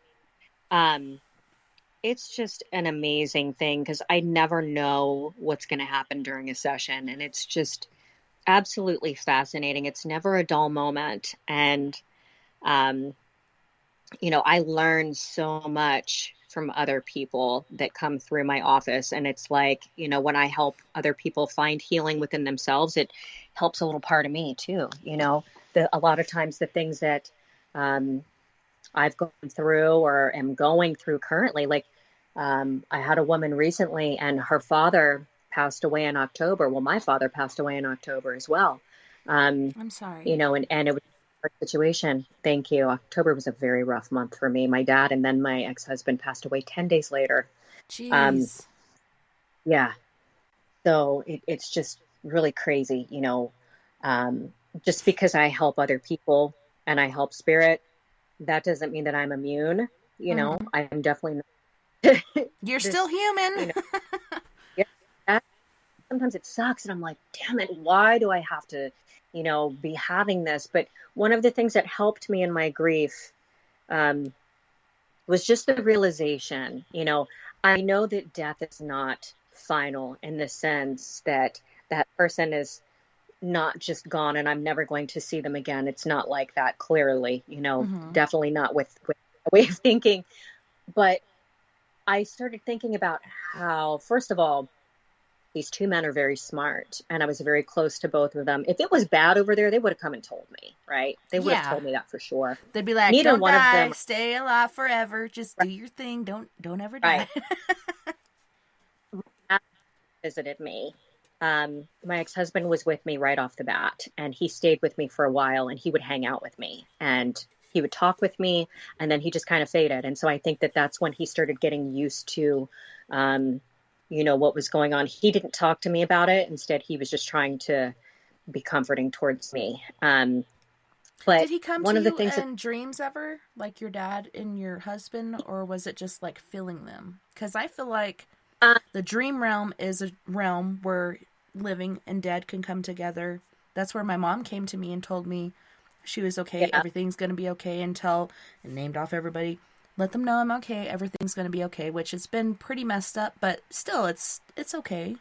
Yeah. I had dreams with them, but I don't know. I think some of them have been visitation, but some of them, it could be, I don't necessarily think that they're all visitation. It's just me thinking of them and things like that. But my ex-husband was... I don't know, sister. Like, okay, so my mom died when I was 5, almost 6. I've only had her in my dreams twice since she's been gone. I'm 42 now. You would think, because I thought of her all the time, that I could dream about her anytime I wanted to, but she's only come to visit twice. And she would speak to me the first time. The second time, she just smiled at me because all I could do was just do this happy sob. Like, I couldn't believe I was seeing her again. I'm like, I think I was 16 or 17 years old, and when I woke up, I realized it was Mother's Day. So that was interesting. Oh. My dad has come. He hasn't spoken to me, but each time I see him, he looks better. He looks healthier. So that's a good sign, but I can't dream of him anytime I want to, and I think of him all the time. I think it is a way for them to come visit, because if you could just do that, that'd be awesome. But I can't. I guess some people could, but... Even before they passed, I would have dreams with them. And like, sometimes it's like with my ex-husband, I would have a dream that we were living in our house in Maryland and, you know, just stupid things were happening and that. So I was having those dreams while he was living. So I will still have those dreams now. So I don't know if those are necessarily visitation dreams, but I have had dreams that I feel were more visitation. But when he first passed, he was with me. Like, I was walking out of my garage and he was behind me, and he got in the car behind me and he said something to me and I said something back to him and he goes, "You can hear me?" And I said, "Of course I can, Yeah. dummy. What do you think?" And so we were, you know, talking. And then he would come and sit on the floor by my bed, and he would put his chin in his hand on my bed and just sit there with me. And, Aww. you know, that he would do that to try to comfort me. But that kind of has faded away. But my dad has never, like, I have not felt his energy. I have not seen him because he was ready to go. And he, you know, he's very spiritual. So I know that if it was bad over there, they would have told me.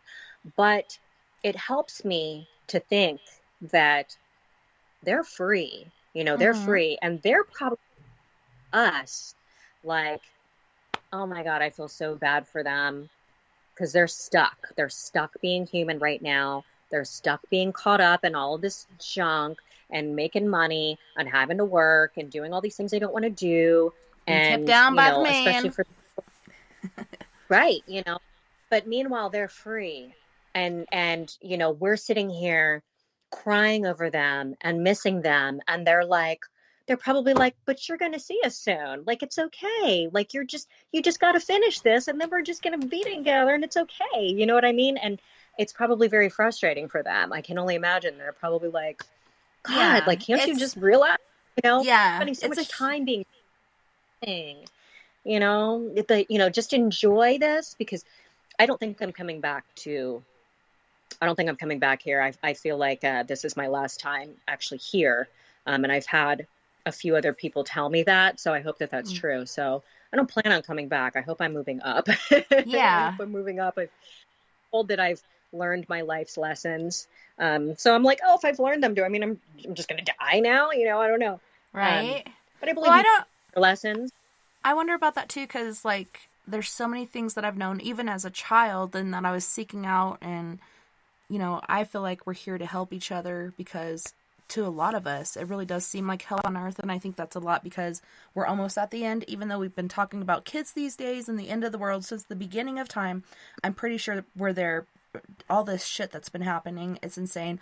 I don't know about you, sister, but the paranormal encounters that I've been having since not this last October, but October before last, has just been increasing. That October that I'm talking about, that Halloween, I saw more spirits at one time than I did throughout my whole life. And I'm just like, what the fuck is going on here? I think that we're colluding, like things are happening, and we're about to be on that. We're already in the spiritual war, I think.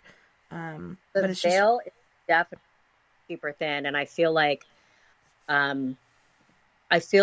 during COVID, it's like that was a time for people to really start to turn within and to do growth and to take advantage of that time. And I feel like a lot of people did take advantage of that. And for me last year, although I had, you know, incredible tragedy, I also had a tremendous amount of growth, and I'm thankful for that. And, you know, I had some opportunities last year. I despite everything that was going on, I traveled a lot. You know, I went to Tennessee 3 times. I went to Old South Pittsburgh Hospital. I don't know if you've ever been there, but that place is incredible. I haven't. I had my first daughter in Lincoln County Memorial Hospital, which is super haunted, and we shut down. That's in Fayetteville, Tennessee. Incredible place, and they are restoring it. I didn't know if you were still there. It was beeping.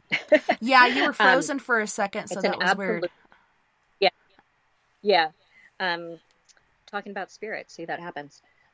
It's an absolutely incredible place. They're restoring it. The volunteers there are amazing, great group of people. They have a lot of events there, and I've helped with some public investigations, and definitely a great place to go. Tennessee is absolutely beautiful. I went there 3 times. I went to Texas. I went to New Orleans. I went to St. Augustine. Just got back from Savannah. I went to Ohio for a bit. I've been very fortunate. Colorado. Love to come to Colorado. I don't know if I can come when it's cold though. No, well, spring's coming, and then you might be comfortable during the summer.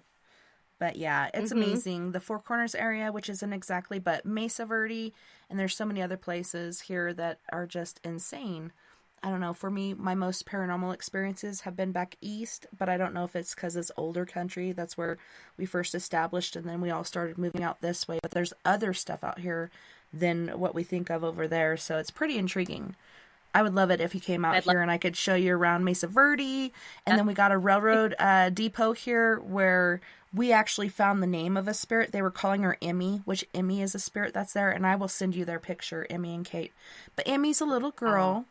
And then Kate is a woman who died because of what happened to her fiance on this certain car.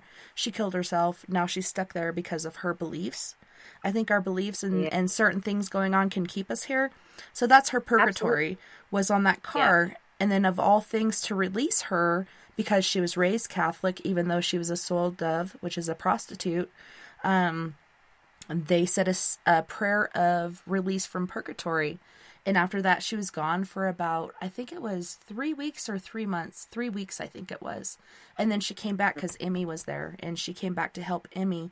Because not only is Emmy there, the freaking asshole Brakeman is there. And every time we try to figure out what Emmy's story was and why this little girl was stuck here, he'd come in and he'd be vulgar and foul and chase her off. And then he'd be sitting there just messing with us the whole time. And then he'd go away.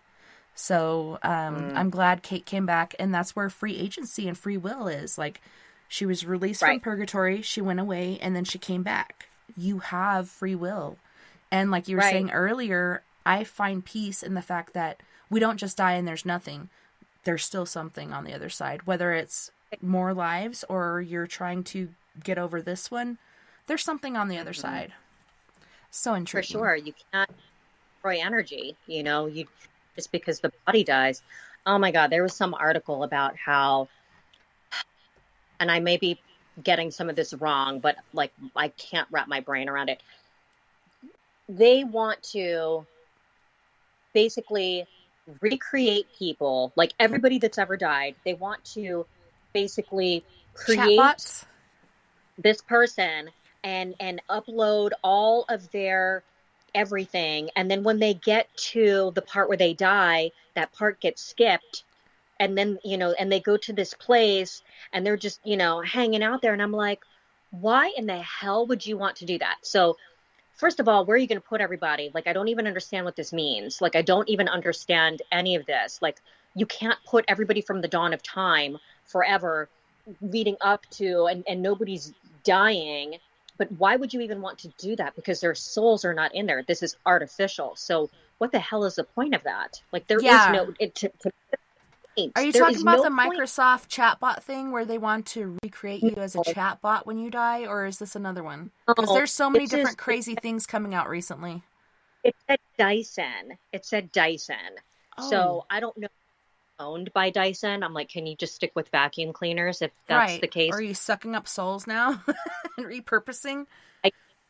Like, could something possess these things? Like, do you go visit them? It's like, oh, I'm going to go hang out with Beethoven for lunch, and then I'm going to have dinner with Jimi Hendrix. Like, oh, and there's a dinosaur over there. I mean, wouldn't it be kind of crowded? And I don't know.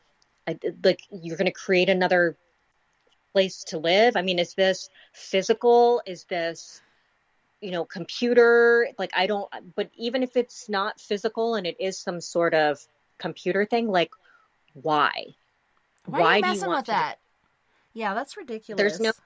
Now you want to take over heaven. You've already taken over our world. Right. Okay, next destination, heaven. Right. Like, you want to create a heaven? Like, why? Like, what are you doing? We already have things that exist. We already know that we don't just die and that's just it. So what are you doing? Like, I don't get it. I'm like, what's the agenda here? There's something behind it. Yeah. But I don't know what it is. All I know is I will never buy a Dyson vacuum now. That's insane. On that note, sister, we do have to go to our second music break. We got Griff. Oh my gosh, this guy is from Toronto, Canada. He's amazing. I love this song. Then we got Tamara Bubble again with I'm It, Natural Born Winner. We got Prime Example, which Roy Washington is a member of this band. And we got Carolyn Giles singing along with Dancing Machine. If you guys aren't boogieing during break, even if you're sitting in a chair, get your body parts moving, get pumping, get that positive energy going. It's good for you. It's so good for you. And then we got Tamara Bubbles again with Pringles. And if you want to snack on some, that's all good with us. But we'll see you back here in just a few.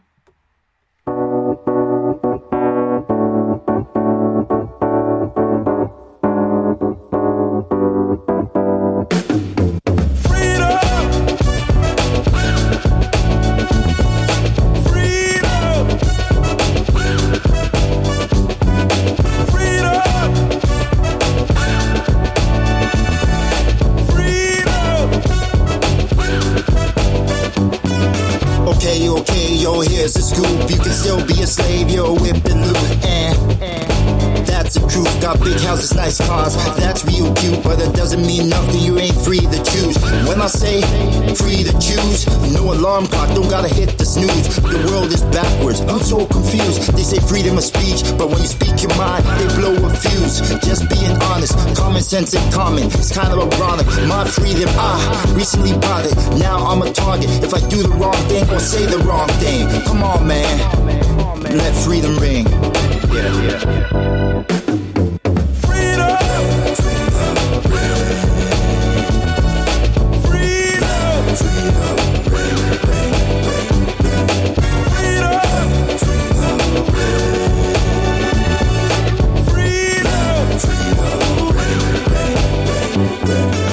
United States become divided states. The world is filled with all kinds of shades, and still resegregate. Parents separate from the children, that's not okay. We should be free to laugh and play. Do it now, before you pass away. Fight for what's right, enough for everybody to get a piece of the pie. Brainwash, social media, full of lies. Go to work, pay bills, then you die. Need a breakaway, guns, get rid of the AKs. Our ancestors paved way since the slave days, but we still hurting. Carry that burden, stop playing victim, beat the system. Love is love, it should be shown. Can't grow unless you leave your comfort zone. This I know, I learned all this from the mentorship. Kids don't know what independent is. Take advantage what your parents did. Go against the grid, you have to. Like going to the bathroom, learn the right songs. Cause of Matthew, liberty like statue. They call now the present, cause it's a gift. It should be cherished, last name fearless, not Harris. All thanks to my parents' parents. Now, love the last name every time that I hear it, cause I know what it represents. Climb the fence, so now I got freedom. Such a beautiful thing. Freedom. Such a wonderful thing. Freedom. Such a beautiful thing. Freedom. Such a wonderful thing.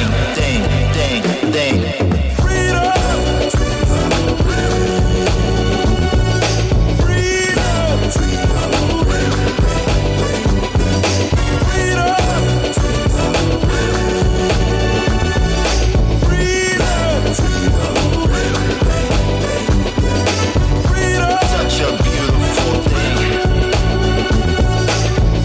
Such a wonderful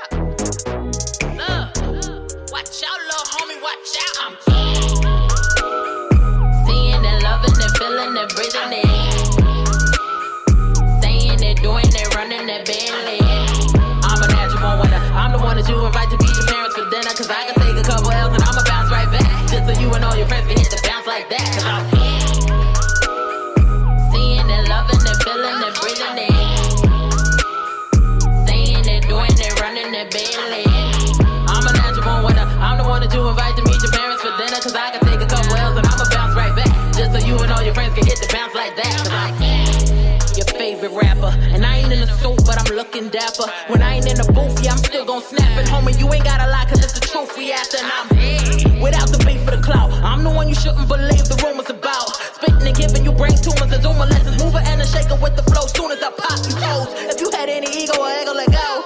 If you had any doubt about me, just know I'm pleasing to the ears and the eyes and the throat. And I ain't giving you no more detail till we talk pillow. I ain't nowhere close to my greatness. I don't do all that boasting, just make hits. You won't do all that posting, naked pics for likes, and I ain't make this up, I can't fake this. Seeing it, loving it, feeling it, breathing it. Saying it, doing it, running it, barely. I'm a natural winner. I'm the one that you invite to meet your parents for dinner. Cause I can take a couple L's and I'ma bounce right back. Just so you and all your friends can hit the bounce like that. Cause I'm seeing it, loving it, feeling it, breathing it. Saying it, doing it, running it, barely. I'm a natural winner. I'm the one that you invite to meet your parents for dinner. Cause I can take a couple L's and I'ma bounce right back. Just so you and all your friends can hit the bounce like that. Cause I'm a lover and a fighter and a giver and a pleasure and pain and boss deliver it out. Yet I make this look real easy. Everybody hate Chris, but I'ma win like Breezy. But I started later on the way to the top and can't stop, so don't push not one button on this elevator. They try to push my buttons and start levitating. Rise above it all, I can tell that you fake when you're shaking my hand, and the smile on your face shows me even you're greeting and meeting and love is hating. I'm actually amazing, but modestly saying I ain't waiting for cosigns or playlists. Cause I ain't nowhere close to my greatness. I don't do all that boasting, just make hits. You won't do all that posting, naked pics for likes, and I ain't make this up, I can't fake this. Seeing it, loving it, feeling it, breathing it. Saying it, doing it, running it, barely. I'm a natural winner. I'm the one that you invite to meet your parents for dinner. Cause I can take a couple L's and I'ma bounce right back. Just so you and all your friends can hit the bounce like that. Cause I'm seeing it, loving it, feeling it, breathing it. Saying it, doing it, running it, barely. I'm a natural winner. I'm the one that you invite to meet your parents for dinner. Cause I can take a couple L's and I'ma bounce right back. Just so you and all your friends can hit the bounce like that. Cause I'm the one you gon' call when you're lonely. I'm the new girl on the block you gon' show off to your homies. I'm telling you now we gon' vibe in the booth. How you crave another feature like I'm your sweet tooth. All my people wanna see me shine, but I don't pray for you to fall cause I don't play with karma. When I slide through, it's gon' be bad timing. Like, watch out, little homie, watch out. I'm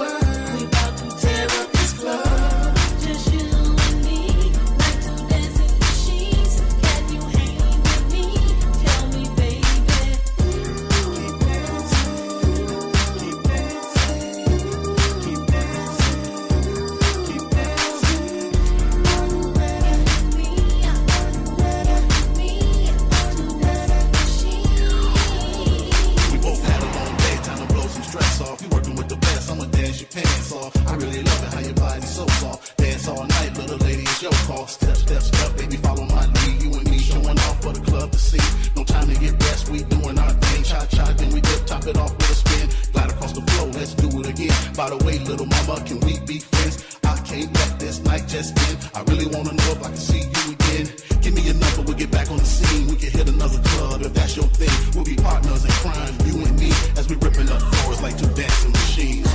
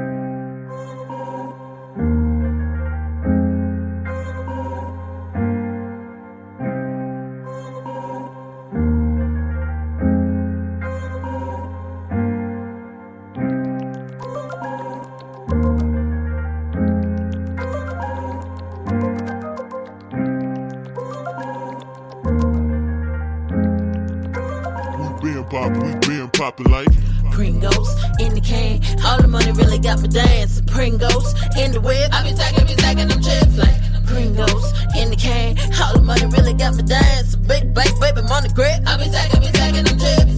Pringles in the can, all the money really got me dancing. Pringles in the whip, I be stacking them chips like Pringles in the can, all the money really got me dancing. Big baby money grip, I be stacking them. I ain't never been afraid of a strange beat. New track from the crates, but the same me. Lights on, bills paid, bring the same heat. Couldn't picture me spend the same unless you bring me. Low key, humble brag, never change me. New money coming in, the bank's changing. The quarters to dollars, the checks every hour. That money coming when I sleep or I shower. That's motivation, that dedication. I can see my dreams, I'm already chasing. That bezel clean, watch me embrace it. I'm a single girl that already taken like a stick-up kid. They already shaking. No Harlem, Brooklyn, being known for break-ins. Bubble on deck, being known for caking. Stacking and saving and move up out the hood money. This that, we been eating good money. This that, really wish you would, homie. This that, see you laughing but broken funny. So get up out the hood, homie. Ain't no rentals over here, dummy. And no, they don't really think that we own it. We been poppin', look on. Love the money, but the money live a long time and on. Yeah, them bills, so got the money with my own ground. That move up out the hood money. This that, we been eating good money. This that, really wish you would, homie.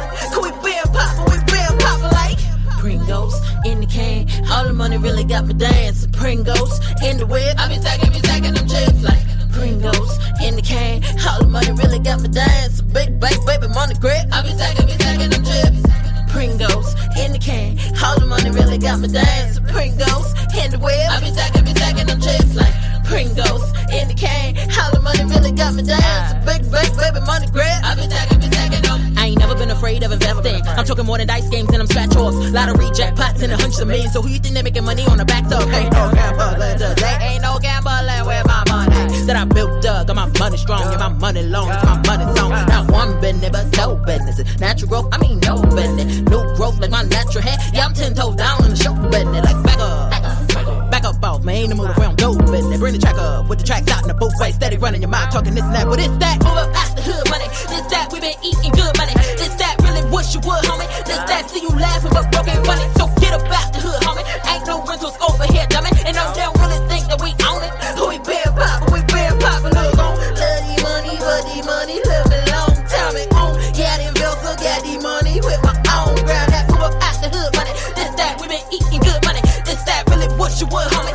Cause we been poppin' like Pringles in the can, all the money really got me dancing. Pringles in the whip, I be stacking them chips like Pringles in the can, all the money really got me dancing. Big baby money grip, I be stacking them chips.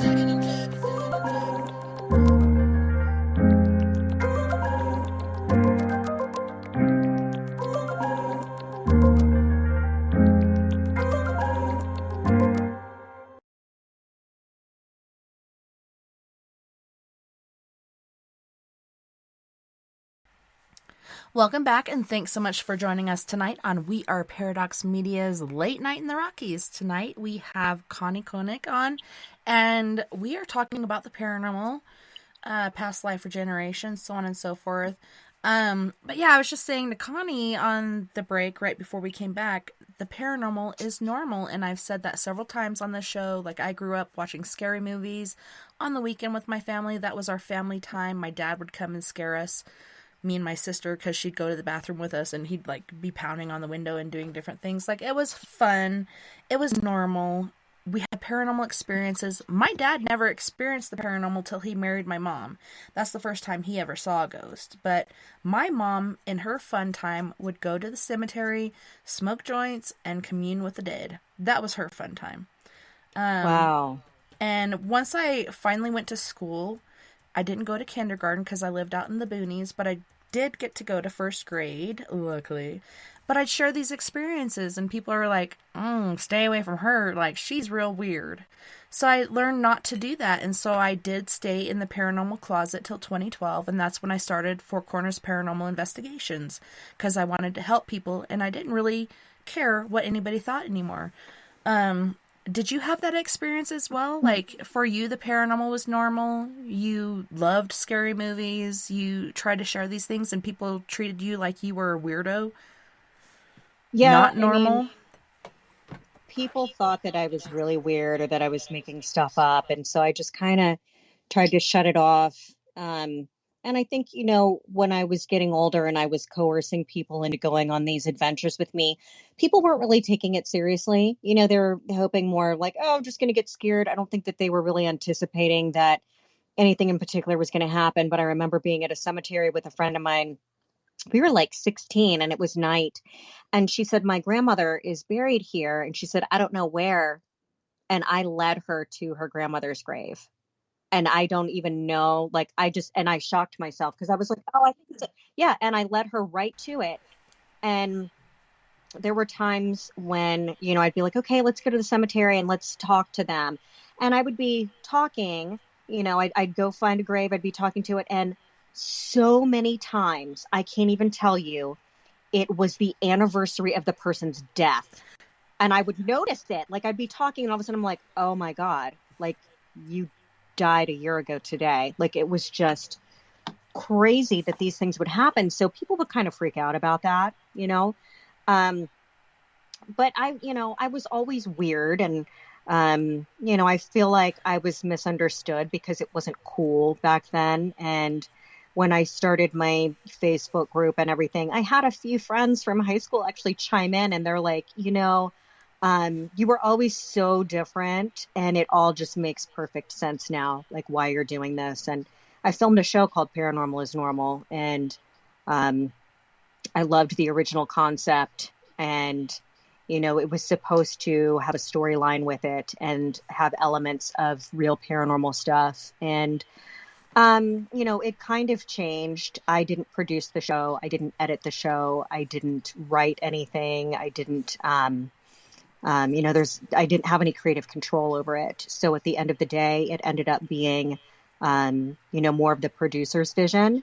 But, it was a really good experience for me, and all of the paranormal stuff on there is real. Unfortunately, I filmed a lot more than what was shown as far as investigations and me attempting to debunk things and, things of that nature. So those things were not really shown, but they absolutely were done. As a paranormal investigator, it's imperative that you try to debunk things and not just freak out. At one point, there were these candles that are battery operated, and a friend of mine, they were turning on in his home every single night. He had, I think, like 5 of them, and 3 of them would turn on every night. And you got to flick the switch on that. It's like, what? Right. And they're not attached on a cord. There's no remote. And, I spent a considerable amount of time trying to figure that out. So, just because something like that is shown doesn't mean that I just said, oh, that's cool, it happened, and then that's, and that's it. But, it was a good experience for me, and I learned a lot from it. And now I'm working on something else right now, and unfortunately I can't say a whole lot about it, of course, but I'm working with Universal Paranormal. They're having several shows coming out on Paraflix. You know about Paraflix? I have not gone there yet. I went to what was the one? It hasn't started yet. Oh, good. Paraflix Okay. It is launching at the end of this month, but it's going to be the Netflix of paranormal. There's going to be movies and shows and comedies and, all kinds of different things on there. And it's going to be, very paranormally oriented and a lot of really cool content. And so I'm really excited to be part of these projects and to get back into filming, and traveling again. So I think that's going to be great. And I'm really looking forward to it. And, having some fun, I really want to have some fun. I miss that. I want to do that. I've still done some residentials here and there. Yeah. Right. Maybe I can come to Colorado. But get me out of the house, sister. Get me out of here. I'm stuck. Are you guys open? Or are you guys pretty locked down still? We're still locked down. We actually just made it back to green, so I think we could open back up again. But that's different because we're in the Four Corners, so we cover not only Southwest Colorado, we cover Southwest Utah, Northeast Arizona, and Northwest New Mexico. So even over towards the west of Mexico, but we're all in different areas. So I think for Colorado, we're back in the green. We're planning a get together, which I'm kind of jaded because I'm overdue on my business license. I'm overdue on paying the Secretary of State for my business name because nobody is paying anything in. And I've just been thinking about rolling the bridges in, rolling the bridges up, filling the moat, keeping everybody out because I started off paying for all this stuff by myself, and then they are the ones that convinced me to say, hey, you shouldn't be paying for all this stuff by yourself. Let's help you. And now nobody is, so I'm just kind of jaded at the moment, and I'm going to go meet with them, and maybe that'll make everything better. And I understand, things are tight. It's so tight everywhere, but I've paid so much money into this, and I still do more than $50 per year. And so I'm just why? Why is nobody helping me when it was your guys' idea? I was doing this on my own. I can do bad all by myself, right? And then they're here, let us help you. And then they don't help me. So I'm just kind of mind fucking myself. I'm just what am I doing? What are we doing? Is this a thing anymore? Or is this just fun for people? And I do understand the fun of it. Right for you. You just got to feel what's right for you. And sometimes the logical choice isn't always what's right for you, but you just got to go with your gut. You really do. A lot of people are at a crossroads right now. Florida's open. We've been open, and I know spring break, everything. I'm and they're still alive. Look at them, they're still alive, and everybody else is just dying off. I think it might be temperatures. I have not had it. I know some of my friends have had it. Some of my family members have had it. My uncle passed away from it 2 weeks ago, but he was 90 years old. Yeah. He lived a good life. He was 90 years old. He was not on a vent. I know, I was about to say that. He lived a good life, but when you say that, it's kind of, deplenishing it or whatever. He lived a long, good life. But it's true. He lived to be 90, which I don't want to do. He was having fun. Yeah.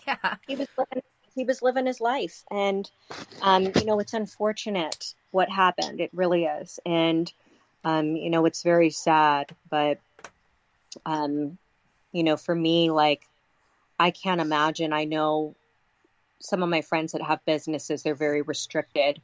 Friend of mine, she owns 2 bars and she up in Maryland, and she's had, a lot of issues, and her bar's so haunted. Oh my gosh. It was an old fire station. The fire station was built, I think, in 1918. Holy shit. And yeah. And I was investigating there, and she and I both saw an apparition walk across the room. We both saw it. She has shirts that are on the walls, and one of the shirts looked like it was breathing. Like, you know, I mean, Ooh. Yeah, it was going it was in and really out. creepy. Yeah. And I said to her, I said, there is somebody standing behind the bar. And she said, where? And I showed her where. And what's crazy is that she has seen somebody. She's come in the morning to open up, and she has seen somebody standing behind the bar, and she hates opening. She's like, I have to come in at 9:00. I literally run in and open and get done as fast as I can. And she says, I hate it.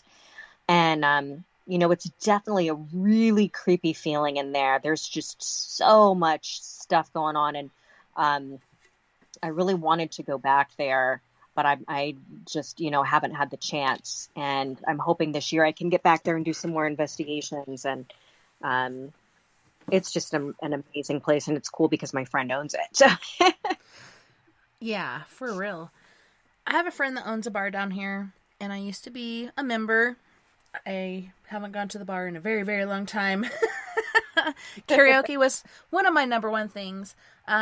Cool. Or after work, I'd go do that. But it's this little, reminds me of a matchstick house or an old cabin. It's built with logs. It's very small. It's got the logs going across throughout the building in the openness of the ceiling. There's a room in the back by the girls' bathroom that has a bed in it and stuff. And then there's a girls' bathroom, which is connected to the boys' bathroom. and there's vents that go outside to where everybody smokes. So if you're having a conversation in here, everybody can hear you. But it's funny because we did a paranormal investigation in this place, and it was after a long time of being a patron, and I started the video, and I didn't have my night vision. I just had my cell phone and a green flashlight. It was like green, red, and white, kind of like military, but you could just click a button instead of unscrewing and changing the lenses, but had it on the green filter, so it looked like night vision. I'm putting out my different equipment that I've paid so much money for, and I put this... I call it an EMF detector, so it picks up on electricity, like static electricity. I put it in one place, and then I'm like, nope, that's not right. So I brought it up back over to this corner, and I heard two girls gasp that work there. One's the owner, one has worked there forever.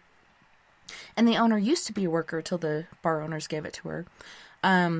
And they didn't say anything because they didn't want to pollute the investigation, but the gasps, and then they whispered to each other, and we continue our investigation, and this thing just keeps going off. And so finally, she's like, so what made you decide to put this thing over here? And I said, I just had a feeling this is where I needed to put it. At first, I put it over here. That wasn't right, so I put it right here.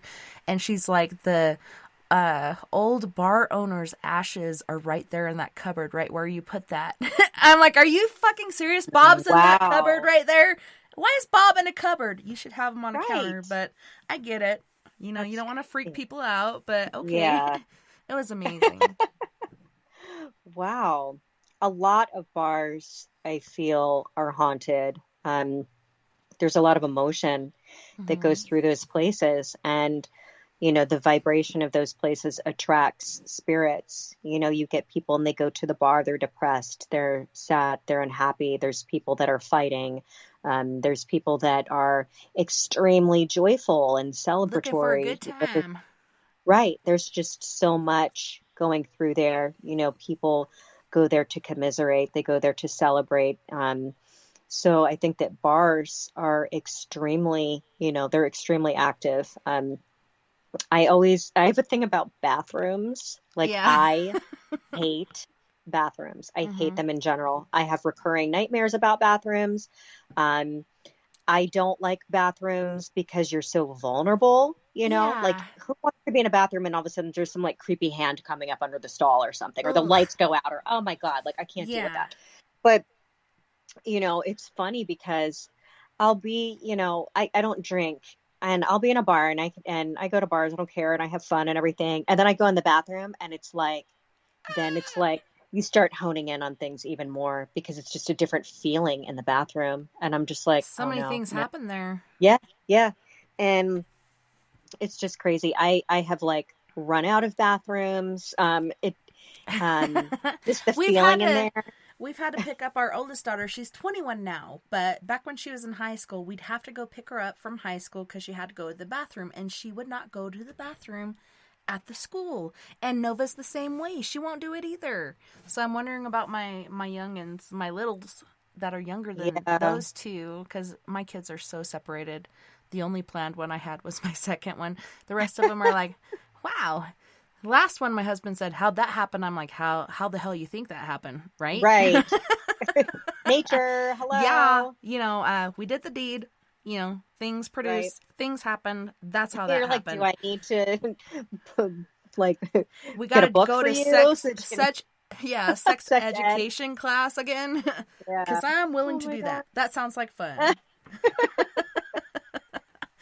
Yeah, like, I worked in a haunted office, and I mean, other than the one that I have now in Maryland, I worked in this office building, and I think it was like 9 stories tall, and the building was like pretty vacant. And I worked for a nonprofit association, and there was like one other company on our floor, and I think like 2 above us, and that was it. Like, the whole place was just so empty, and I don't know why. But I remember you would have to walk through a set of doors and then another set of doors. And I feel like energy would get so trapped between those doors. And a lot of times I would walk through one set of doors and I would feel such dread, like I was going to see something on the other side if I went through the second set of doors. I would turn around sometimes and just hightail it out of there. And I'm like, unless somebody else is going to go to the bathroom, I ain't going. I'm going to wait till I go home. I don't care how bad I have to pee. It ain't happening. And there were other people that worked with me, and the suite was very big for the amount of people that we had. And we started doing construction, and I will never forget, I had, where I was at one point, there was a partition and then a filing cabinet. And I'll never forget, all of a sudden, like, I hear some people doing something, and I see this giant orb come through the partition right at me, right by my head. And I'm just looking at it what color was it? My God. It was white. Okay. It was white. And I said, what are you guys doing? And they said, we are moving I'm not going to say his name, Mr. Bob's stuff out. Now, Mr. Bob was the executive director. And he was suing for wrongful termination, and he had passed away in the middle of this. And so they were moving the remainder of his stuff out. That's not good. Okay, there's renovation, and then there's moving Mr. Bob's stuff out. Seriously? Right. Could you just move it to the next room over or something where you're not working? You got to move it out there. Okay. So then my boss, I would tell her, I'm like, something is wrong here. Like, it just feels wrong. And she's like, no, when you're dead, blah, blah, blah. It's not a big deal. And I'm like, no. Oh, that's disrespectful. And I wasn't the only person that was feeling this. And I will never forget, like, when you're dead, you're dead. Was she ugly always? Okay. Or just that time? I'm just wondering. Is she always ugly, or was it just that one time? Well, let me just tell you what happened. So one time we all left for lunch, and my assistant, she stayed behind at the front desk, and she was answering the phone. When we came back in, she was under her desk. And I was like, what are you doing? And she said, I heard all this talking, and I heard all these noises, and I thought that it was in the hallway. And then I realized it was in here. And I said, where was it coming from? And she said, your office. And I'm like, oh, well, that's just freaking peachy. Yeah. So, my boss was just kind of like, oh, whatever. Well, not too long after that, she would stay there sometimes until 8, 9 o'clock at night working. And she would be the only one in the building. So, little miss, when you're dead, you're dead. I come in the next day, and she looks at me and she goes, all right. I was working, and I started hearing talking, and I started hearing, it sounded like footsteps coming down towards my office. She said, and I booked it out of here so fast, I didn't even turn the computer off. She's like, I just had to get out. And I'm like, oh, you see? Oh, when you're dead. So what's the problem? Right, Miss? right. So she's like, I'm not doing that again. I'm like, oh, okay. But it was one of those situations where, as the day grew later and people started leaving, the air would get thicker and thicker. And I could tell, even if people didn't say goodbye to me, I could tell that people were leaving because the air was shifting. Mm-hmm. And I will never forget, one day, this other woman came up to me, and she and I would talk about this. And we had like a bathroom pact. Like if one of us had to go, the other would have to go. It didn't matter like what we were doing, as long as we weren't in a meeting. Yeah. So she's like, you've got to come here. And so I went into her office, and there was a window that faced the parking lot. And we saw 13 people walking down the parking lot towards the Holy woods. Shit. We're carrying a trash bag and a shovel. And we're sitting there and we're watching, and we're like, what are they doing? We were on the 6th floor. And I said, well, thank God they can't see us. And as soon as I said that, somebody looked at you. Looked and waved. Okay. And I'm like, oh my God. So we're like ducking at this point. And like, so they go into the woods. They come back with the shovel and no bag. Right. And I'm like, okay. So that was we a wait body. That was a body, everybody.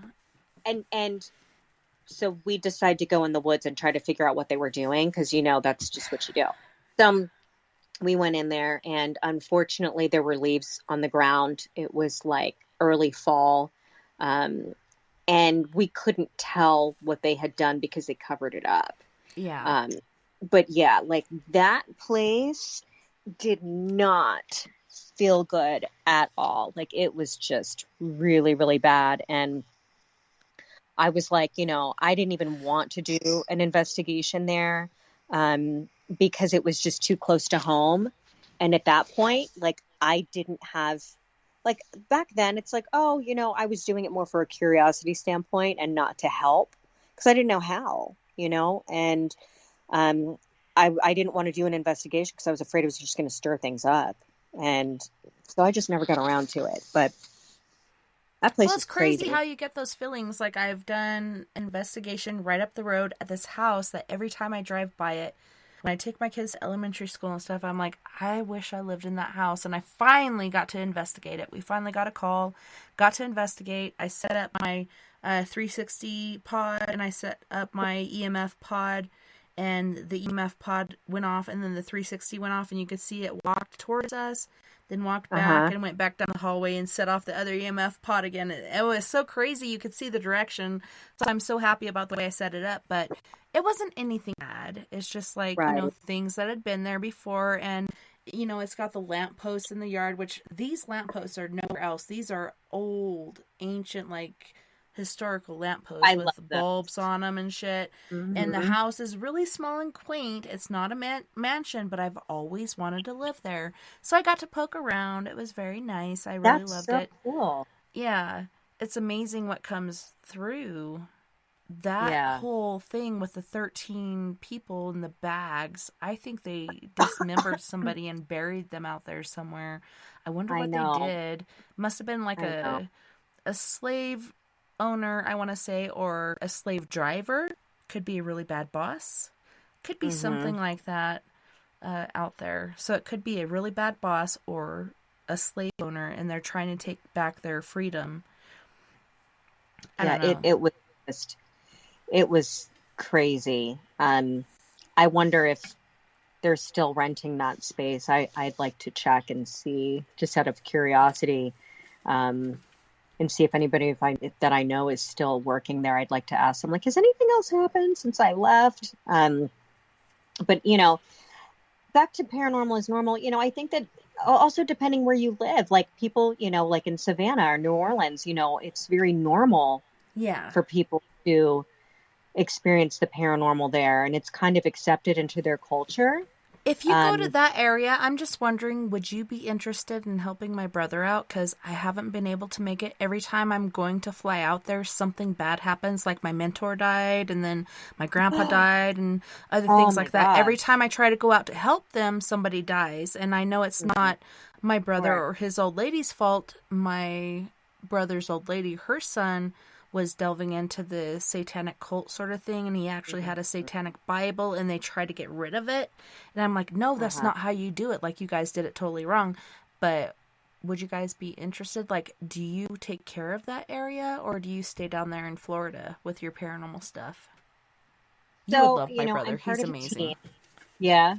I'm part of a team in Florida, See First Paranormal.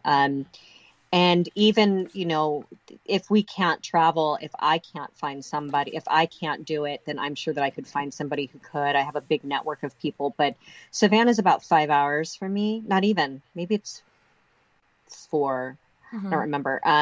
But I'm going to go there again. I'm going to go there again for sure. So, I definitely am interested in helping, whenever possible. Let me know when you do.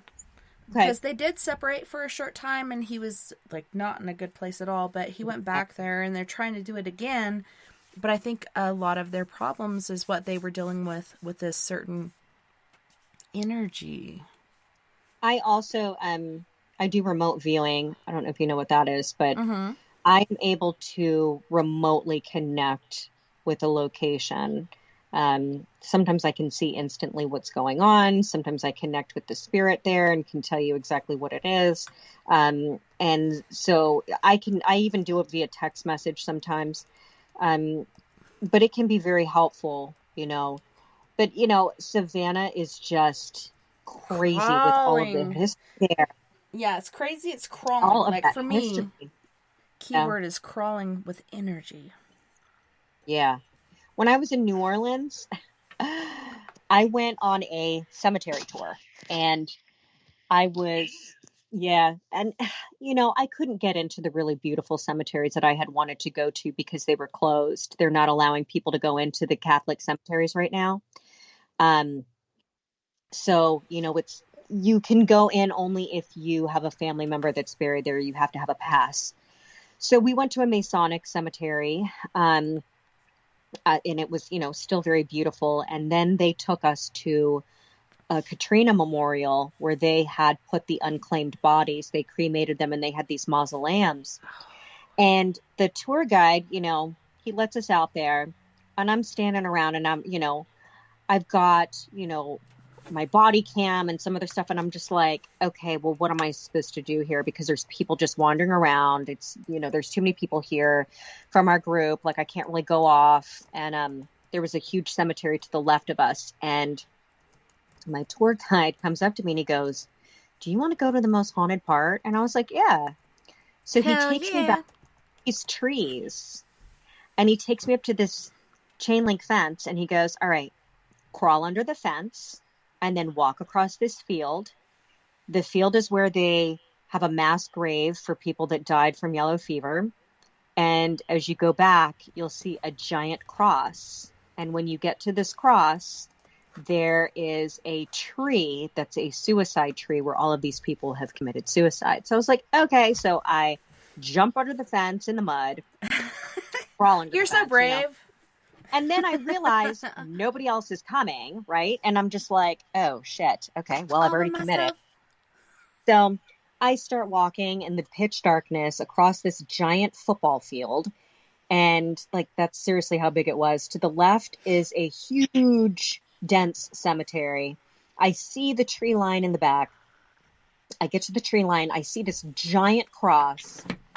And I start to walk up and see the tree. And I am just all of a sudden stopped dead in my tracks.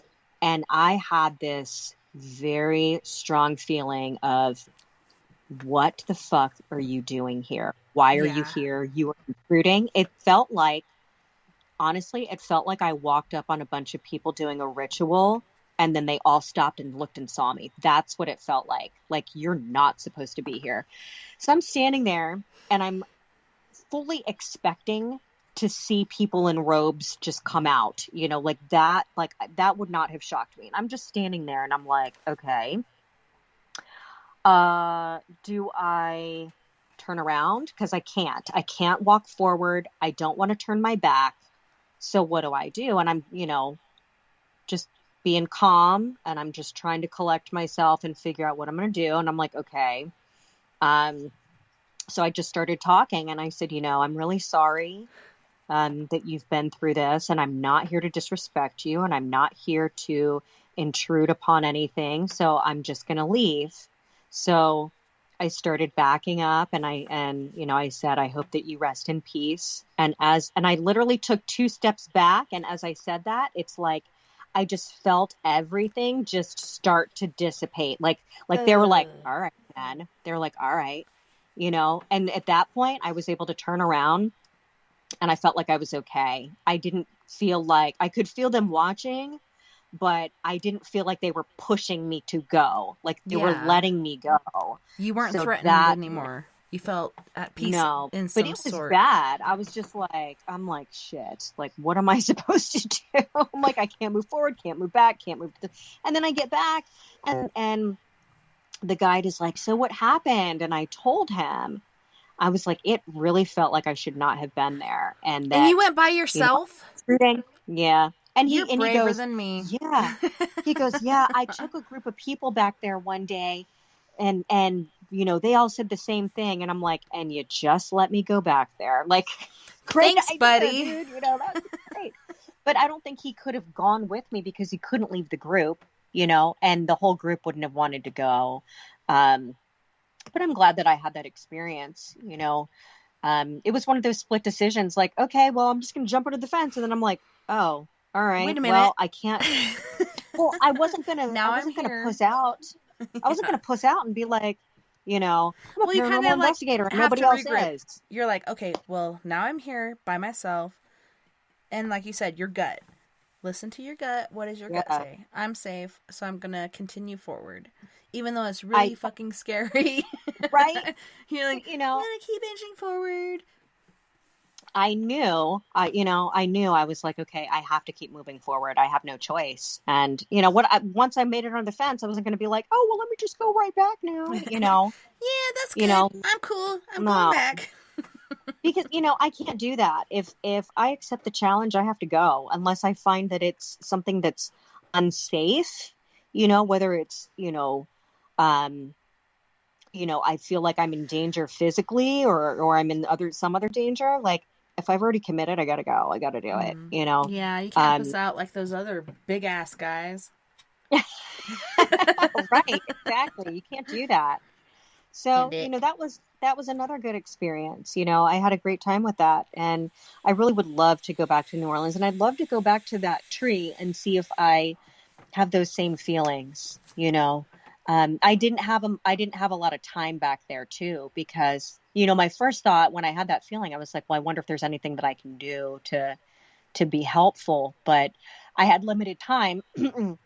So I wasn't even going to try that, but I wouldn't have done that by myself either, so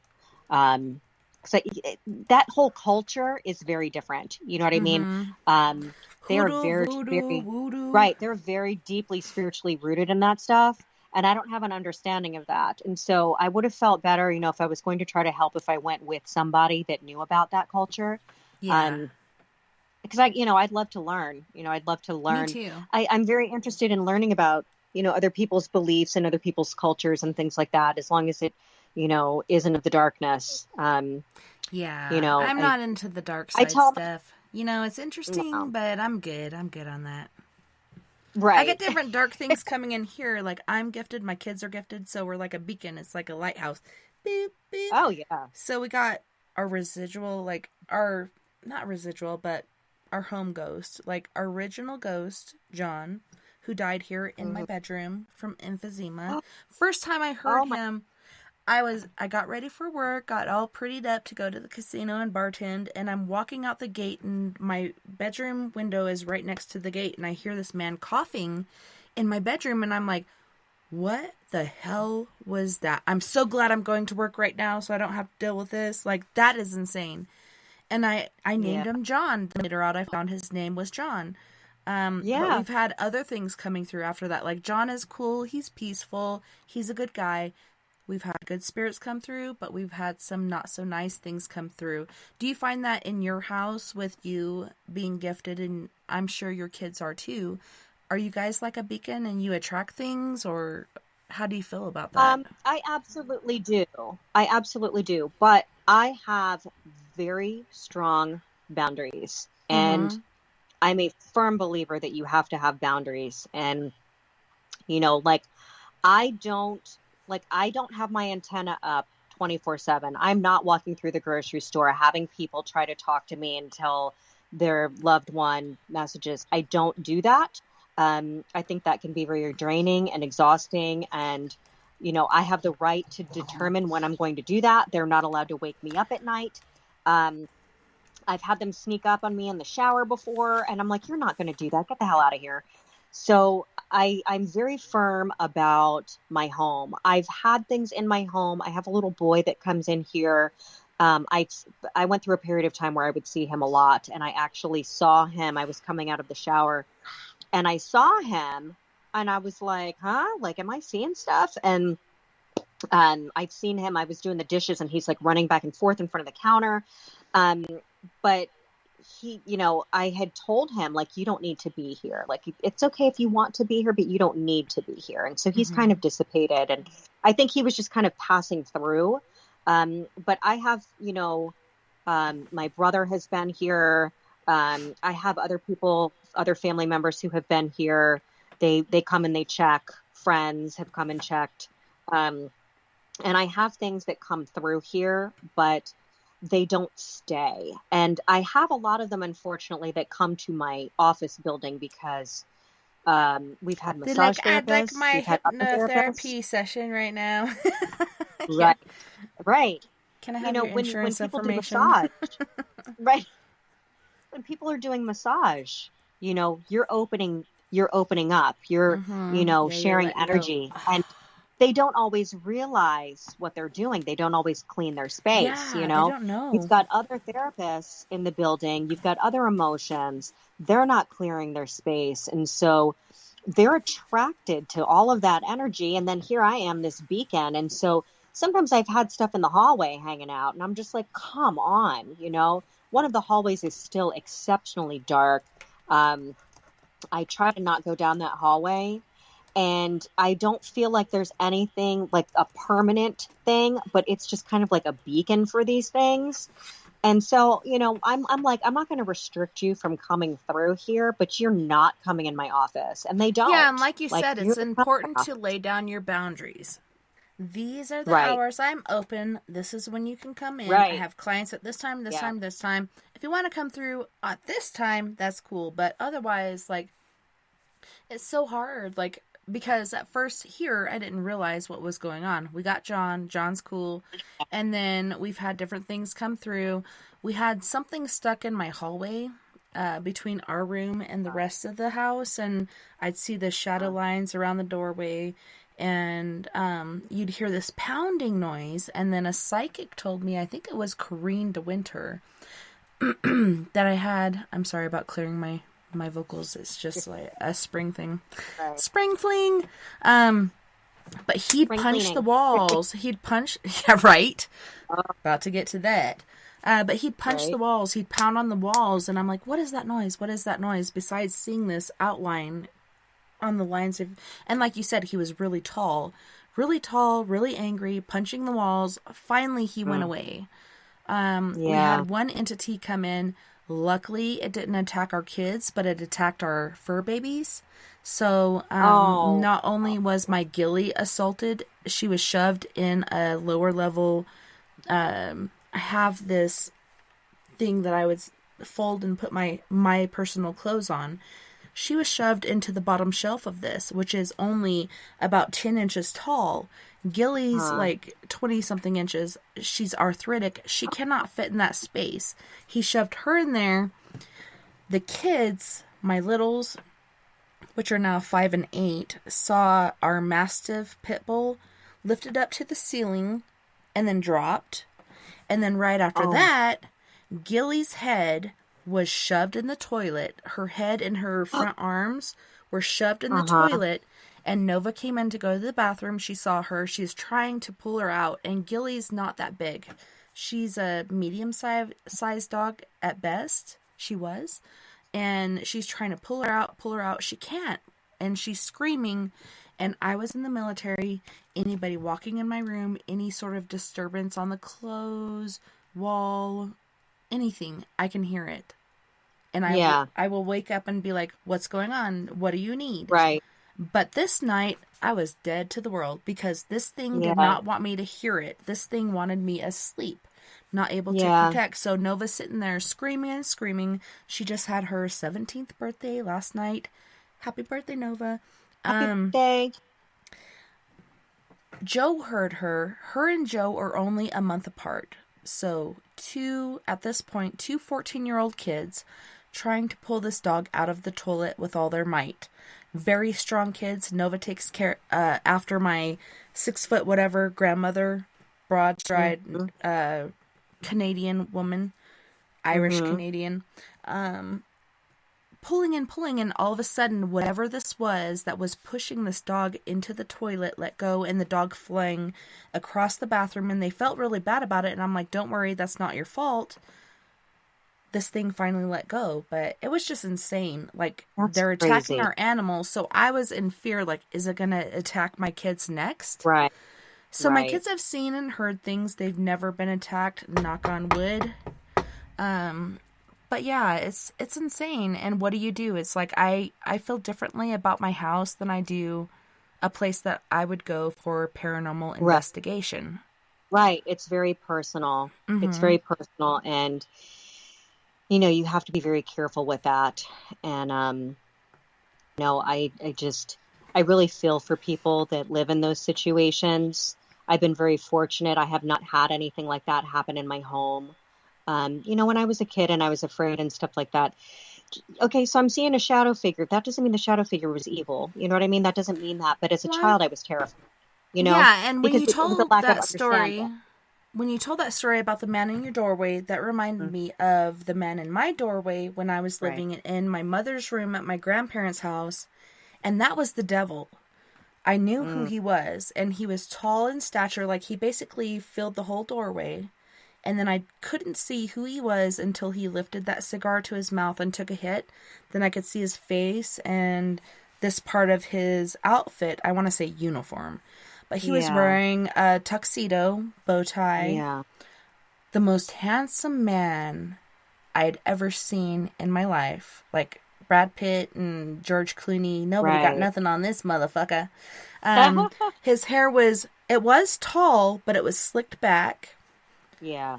He was just so gorgeous, and I knew immediately who it was, and I had night terrors as a kid. My dad told me, Satan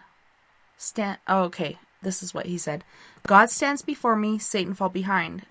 I couldn't even say it out loud. I said it in my head, and just like that, I was knocked out, and I didn't have to deal with him anymore. My mom actually had a lengthy conversation with this a-hole. And I think that's the reason that she died. I think she, unfortunately, at a young age, made a deal with him, and he went to collect. Yeah. And I think he's looking for brides. That's why I'm wondering with you. I don't know what your heritage is, your lineage is, but I think you might be in the same flow with us. I think he's looking for brides and trying to collect. And he tried to come to me. Luckily, I didn't have to deal with him, but my mother did. And she died at a very young age. Do you feel like that was the devil? Or do you feel like that was the person that took you on that out-of-body stasis? It may have been who took me on this out-of-body thing, but I don't feel that it was evil. I was just terrified because at that point, and for a very long time, it was like, I was terrified of the unknown. It's like, I couldn't relax enough to discern whether something was good or bad. Everything was just bad in my head because I just didn't know. And once I relaxed, those are the best shields. Yeah.